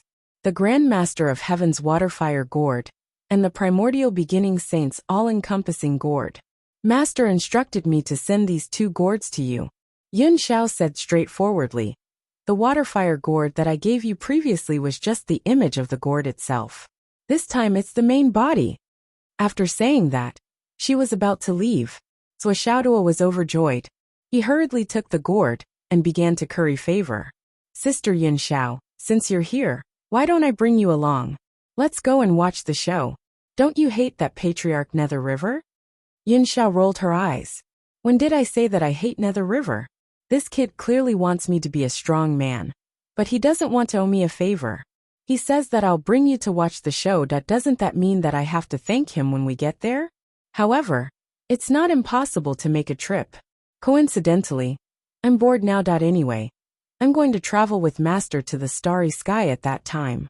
There's nothing to be calculative about karma. However, if I can help Zhuo Xiaoduo, I can repay some karma and express the gratitude of the disciples of Jie School. We can also leave some memorable memories for each other. In the future, there will be many things that can be recalled in the vast starry sky, and recalled time and time again. Only memories will forever belong to you when you're alive." With that thought in mind, she said straightforwardly, "All right." Zhuo Xiaoduo was immediately energized. Yun Xiao was already a peak stage sage-level expert. With such a powerful help, what was there to be afraid of? No, it should be that he was not afraid in the first place. Now, only the mountain was confident. Hence, he rushed along with Yun Xiao excitedly. When they arrived at the border of the Blood River, they saw that although Zhuo Xiaoyan and the others were surrounded, they were fighting well and were not at a disadvantage. However, when Yun Xiao saw Zhuo Xiaoyan using Dharma treasures, she was dumbfounded. She had never seen such extravagant use of Dharma treasures before. That was the same as using a Dharma treasure to randomly smash it. After throwing out a magic weapon, he actually used it until he exhausted all of his spiritual energy. Before retrieving it, Zhuo Xiaoyan fanned the flames of 5 birds, fanned dozens of times to the left, the right, the front, and the back. It looked like it was about to be scrapped. Even if it was a spiritual treasure, it would still be damaged. Every time it was used, it would need a long time to nourish its vital energy before it could be used again. If Zhuo Xiaoyan used it like this, The flame of 5 flames and 7 birds fan would not be able to recover without hundreds of years of nourishment. Seeing that the power of the fan of flames and birds was gradually diminishing, Zhuoxiaoyan remembered to put it away. Instead, she threw out the great seal of 9 cauldrons and raised it in the air. One after another, mountains came crashing down as if they were free, causing the blood river to surge. The Nether River Patriarch was also an ancient authority. For a moment, he did not dare to fight Zhuoxiaoyan head-on, and was forced to hide from her. He only dared to find trouble with Gao Qiao and Zhen Piapiao. However, wherever he went, Zhuoxiaoyan would chase after him. The Blood River army of hundreds of millions surrounded Zhuoxiaoyan and the others from all sides. However, at least for now, they did not pose any threat to Zhuoxiaoyan and the others. At least for now, Zhuoxiaoduo could have come a few hours later, not to mention 10 minutes later. After arriving at the scene, Yun Xiao was about to make a move. She really could not bear to see Zhuoxiaoyan's prodigal behavior. After this fierce battle, she would have to properly explain to this little girl the secrets of the Treasure Luck Envoy's attack and defense. However, she saw Zhuoxiaoduo rushing to the center of the battlefield. With a few swings of his giant hammers, he created a central area. Standing on the spot, he laughed obscenely and waved his hand. Instantly, a void portal appeared. Rows of soldiers in bright armor were actually in a battle formation, charging out with great momentum. A total of 3 million soldiers appeared on the battlefield in less than 10 seconds. What kind of speed was this? This was the real tactic of exploding in the center. In the next moment, Zhuoxiaoduo began to wantonly throw out the heavenly secret order on his body. At the same time, he also threw out the Zhuyan's poison that he had collected before like grenades. Then, he took out the earth hair dryer that he had not used in a long time. Not only did he use it himself, he also gave one to Zhuoxiaoyan, and the others with the highest cultivation. Then he continued to operate. His life was endless, and his actions did not stop. With another wave of his hand, a total of 6 gourds appeared in his hand. The original Bai and Jiu, the 3 pure gourds each from the Taiqing, Yuqing, and Shangqing sages, and the yellow-skinned gourd that carried the immortal slaying flying saber. These 6 innate gourds appeared for the first time in the mortal world. Guys, go out and do it. Do it with all your might. Little White and Little Jiu cheered, and took the lead to rush out. They had done this kind of thing too many times. They were already familiar with it. Then, with a gourd in his left hand and a gourd in his right hand, young Master Zhuo leaped into the air and shouted, "Mingyi, I'm calling you. Do you dare to answer me?" Mingyi did not say anything. "I'm not a fucking idiot. You must be up to something if you call me that. I won't answer you." However, he suddenly felt that something was wrong with him. Why was his primordial spirit suddenly frozen? I didn't answer you. How did I fall into your trap?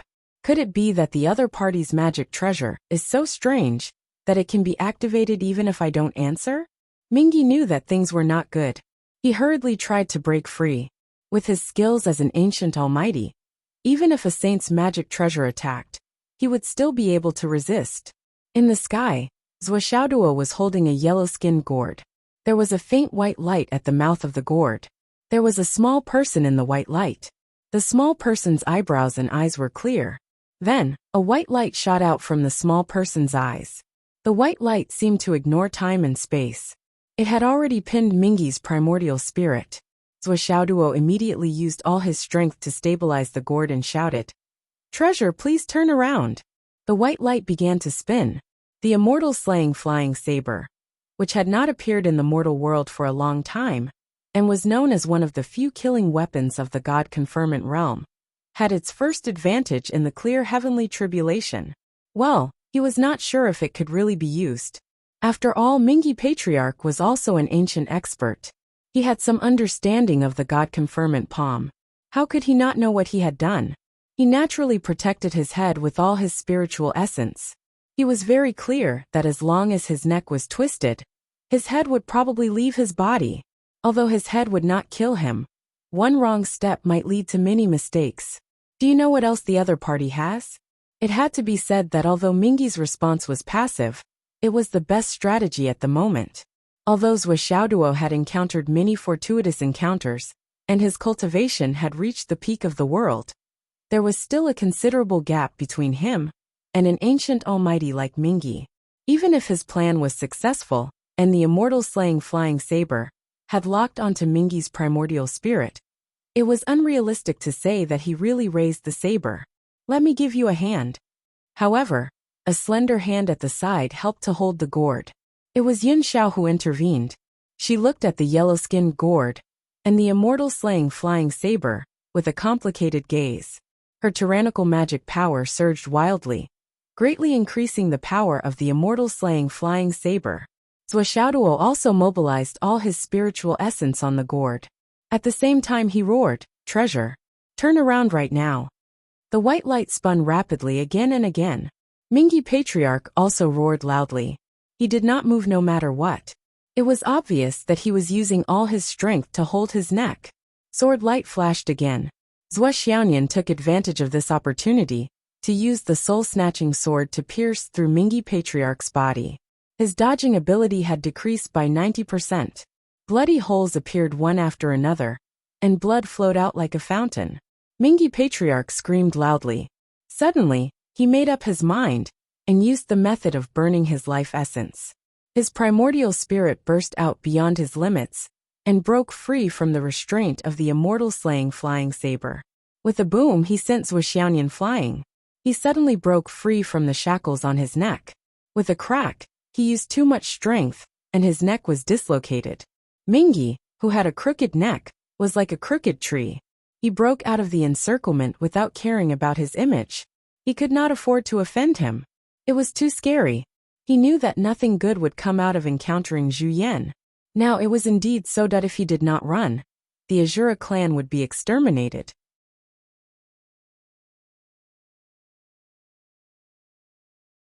Chapter 14:13. However, just as the Nether River Patriarch rushed out a few hundred meters, he suddenly stiffened and was stopped in his tracks. It was still that white light.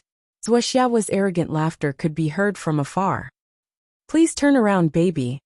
The Nether River Patriarch felt like he had eaten shit. "Turn your ass." Gourd. A red gourd suddenly appeared and enlarged. It was the soul-dispersing gourd. It was also one of the Nether River Patriarch's trump cards.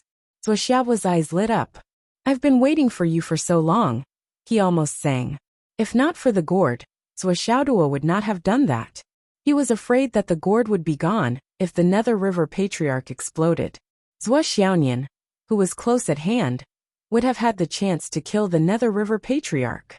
"Give it to me." The 6 gourds rushed forward and surrounded the soul-dispersing gourd.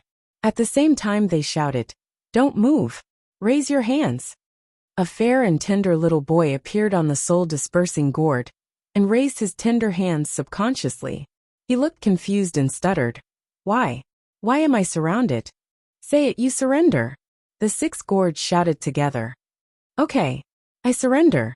The soul-dispersing gourd immediately pretended to be scared, its eyes flashing with amusement. "We accept your surrender." "Yeah." The soul-dispersing gourd surrendered in a second. Such a trick left the Nether River Patriarch completely dumbfounded and in utter despair. The 7 gourds' divine wills gathered and instantly cut off the Nether River Patriarch's divine soul connection. And to prevent the soul-dispersing gourd from getting hurt, they even counterattacked. Puffed! The divine soul connection was cut off unilaterally. Moreover, the 7 divine wills on the other side were protecting it tightly. They chased, destroyed, and harassed. The Nether River Patriarch raised his head and spat out a mouthful of blood. His mind was in a mess. This was bullying. The Nether River Patriarch had never dreamed that such a thing could happen. Just as he was in a daze, he suddenly felt a chill in his chest and neck. Xiaoyan's sword stabbed into his chest, and Gao Xiao's sword chopped off the Nether River Patriarch's head. With a boom, the Blood River sword. The Nether River Patriarch's body turned into a pool of blood and merged into the river. The next moment he appeared a few hundred meters away, but he was much weaker. But his face, Xiaoduo and the others instantly. The Nether River Patriarch's expression hardened. Suddenly, he let out a long howl and brandished his Yuan Tu and Avici swords.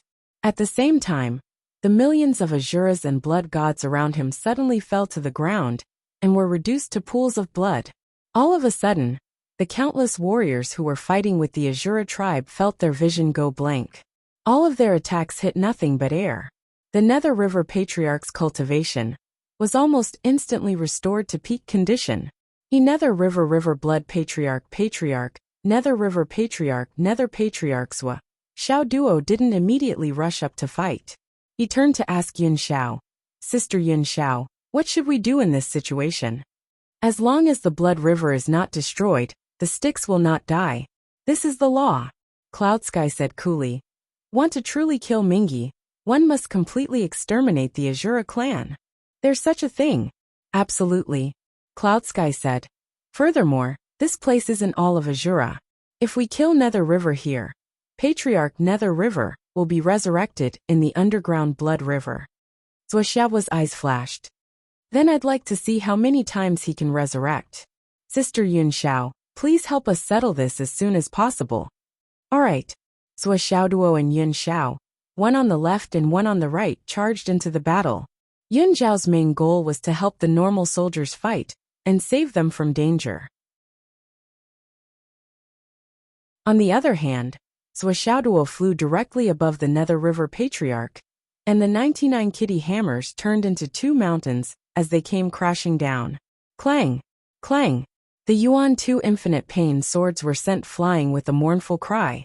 Then black and white rays of light fell in the sky above the Nether River like a storm. Together with Zuo Xiaonian, they besieged Mingi from the left and right. Yin and Yang attacked at the same time.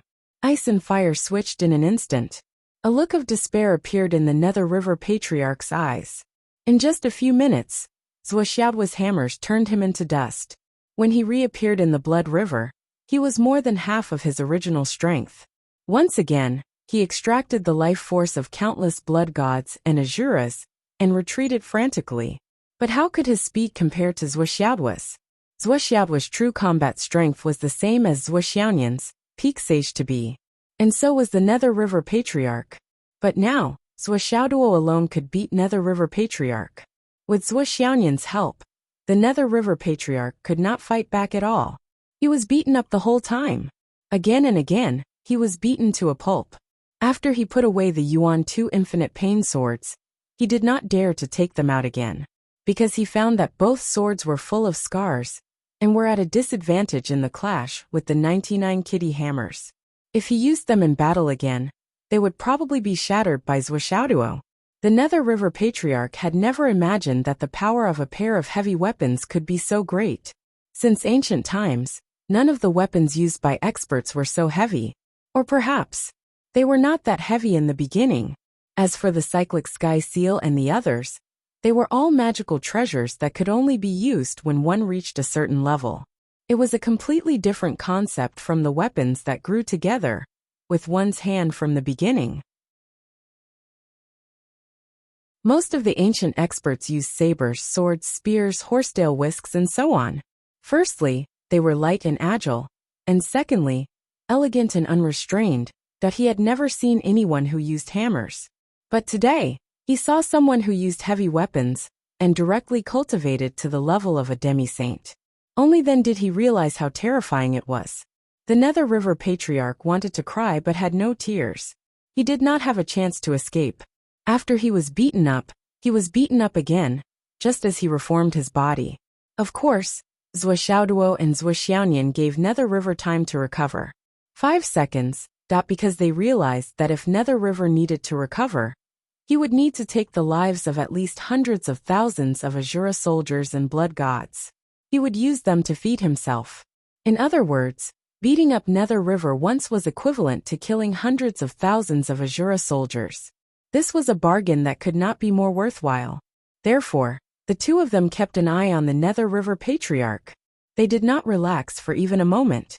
They would let him reform his body, then extract his life force to recover, and then beat him up again. And so on. This way, the human experts of the astral souls on the battlefield had a much easier time. Some people saw that they were about to die, but suddenly, a whole group of enemies around them died. This feeling was really indescribable. I knew that I was about to die. But all of you turned into a pool of blood at the most critical second. This is really embarrassing. The commander of the Southern Army this time was the deputy commander. He was so experienced in battle that he immediately ordered loudly, "Do not seek to kill the enemy. Seek to protect yourself first. Protect yourself. That is victory." He could see that as long as this side held on, the enemies would automatically decrease in numbers. He had fought wars his whole life, but he had never thought that he could take advantage of such a situation. This battle was really comfortable. This way, the battle became even easier. Yun Shao activated the Golden Dragon Scissors and attacked the Nether River Patriarch. Instantly, the Nether River collapsed even faster. 10 minutes later, that they watched as the Blood River slowly sank into the ground and turned into a pool of stagnant water. The Nether River Patriarch's consciousness seemed to be wriggling in the center, but the energy here could no longer support his revival. In particular, Sua Xiaoduo and Xiao were desperately setting fire, evaporating the Blood River. And Zhou Xiaoyan and Xiao were desperately freezing and releasing ice flames. The Blood River was decreasing at a visible rate. In the end, only a patch of blood-red dried-up marks were left on the ground. The Azura army was completely annihilated. Sua Xiaoduo searched for a long time, but could not find the two swords Yuan Tu and Avicii. The Nether River is not dead. He must have taken them back. If we want to completely destroy the Azura, we have to go to the underground Blood River. Yin Xiao reminded him. Sua Xiaoduo was a little disappointed, but he immediately reacted. There are still 8 other enemies. We have to rush over to reinforce them. The pressure should be very heavy. But the most dangerous one should be Dad and Mom. Dad and Mom are fighting the demons. Sua Xiaoyan was worried. Sua Xiaoduo immediately ordered the army to gather. Sister Yun Xiao, you and Yin go to my parents' side. I will gather everyone and go to Shangjing. We will split up. Okay. Yin Xiao agreed readily. Along the way, he could teach Sua Xiaoyan how to use Dharma treasures. Of course, Gao Qiaoer and Jin Piapiao still followed Sua Xiaoyan. Xiao also followed. To be safe, Sua Xiaoduo also handed the immortal slaying gourd to Sua Xiaoyan. Let Sister Yin Xiao teach you how to use it. Then he hurried Sua Xiaoyan. Let's go. We have to help Dad and Mom. As for Yin Shirsi, Sua Xiaoduo couldn't let him deal with the demons. Not to mention other things, the main body of the god-slaying spear was there. If Yin Shirsi betrayed them. So, he had to bring him to Shangjing. A few minutes after Sua Xiaoyan and the others left, all the troops had entered the Tower of Annihilation. On the other hand, Sua Xiaoduo flew up and tore through space. He had been feeling uneasy. This was the feeling that something big was going to happen. He had been feeling uneasy, but when he thought about the fortune of everyone before he set off, most of them were fine. He was a little relieved, but also a little worried. The divination first showed that Yun Zhonghu's calamity was this time. He wondered, how is it now?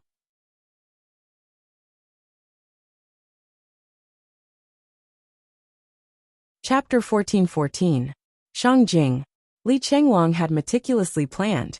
Yu Xingqian had a discussion with the ancestral dragon and the primordial phoenix to plan a decisive battle and propose a decisive battle at the suicide cliff.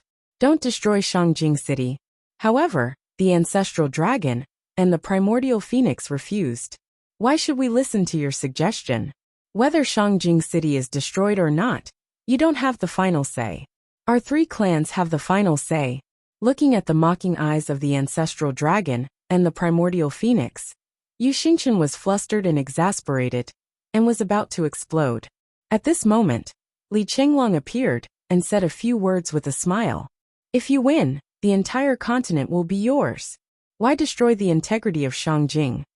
If you fail, with the pride of the 3 ancient god clans, do you need ordinary people to be buried with you? Why? The 3 ancient clans that have been invincible since ancient times have no confidence? You don't have the confidence to win? Li Chenglong said in an even more mocking tone. So, you don't even dare to agree to a normal request for a decisive battle? He laughed out loud. If the dragons, phoenixes and Qilins have to rely on the 200 million people of Shangjing to threaten us, before they have the courage to fight this battle. Then, why should the people of Shangjing fear death? So what if we do as you wish? Just like just now, Yu Xingchen couldn't stand the ridicule of the dragons, phoenixes, and qilins. Now facing Li Qinglong's ridicule, the dragons, phoenixes, and qilins suddenly exploded. Bullshit! The ancestral dragon, primordial phoenix, and qilin cursed at the same time. Li Qinglong said loudly, "That's right. You're very accurate. Our goal is to protect Shangjing City. Now let's see if you dare to go there and fight. If you don't dare, we can accept it here. We astral souls are not afraid of sacrifice." Li Qinglong's voice rumbled. Below, a tsunami-like voice came from Shangjing City. "We can fight here. We're not afraid of death. We're not afraid of death. We also want to see the dragons, phoenixes, and qilins fall from the sky. Avenge the heroes. We're not afraid." Waves of sound waves rushed into the sky. The people of Shangjing almost shouted their hearts out. Above them, the countless astral soul soldiers felt their hearts beating violently. Their blood was rushing through their veins, and their bodies felt like they were about to explode. "Do you dare?" The ancestor dragon, ancestor phoenix, and ancestor qilin snorted arrogantly. "We know that your goal is to protect this city, but we, the three races, have nothing to fear. Our original goal was to eliminate the main force of astral souls.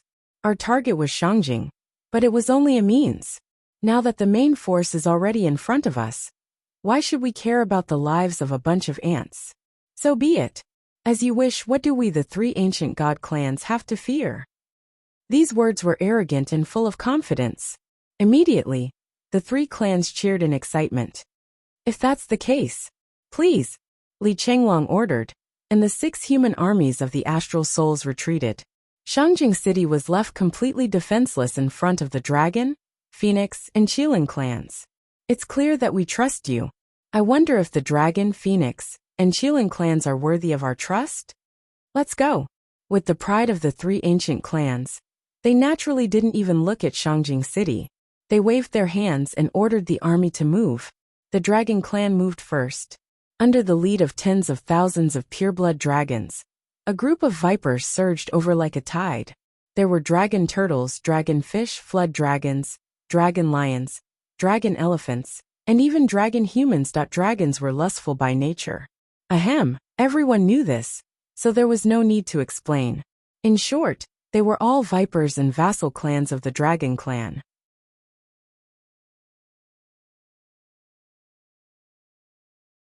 The phoenix clan had more of them. Qing Wan, Honghu, Shangyang. Then came the vassal clans of the phoenix clan. They flapped their wings and flew over in a mighty manner.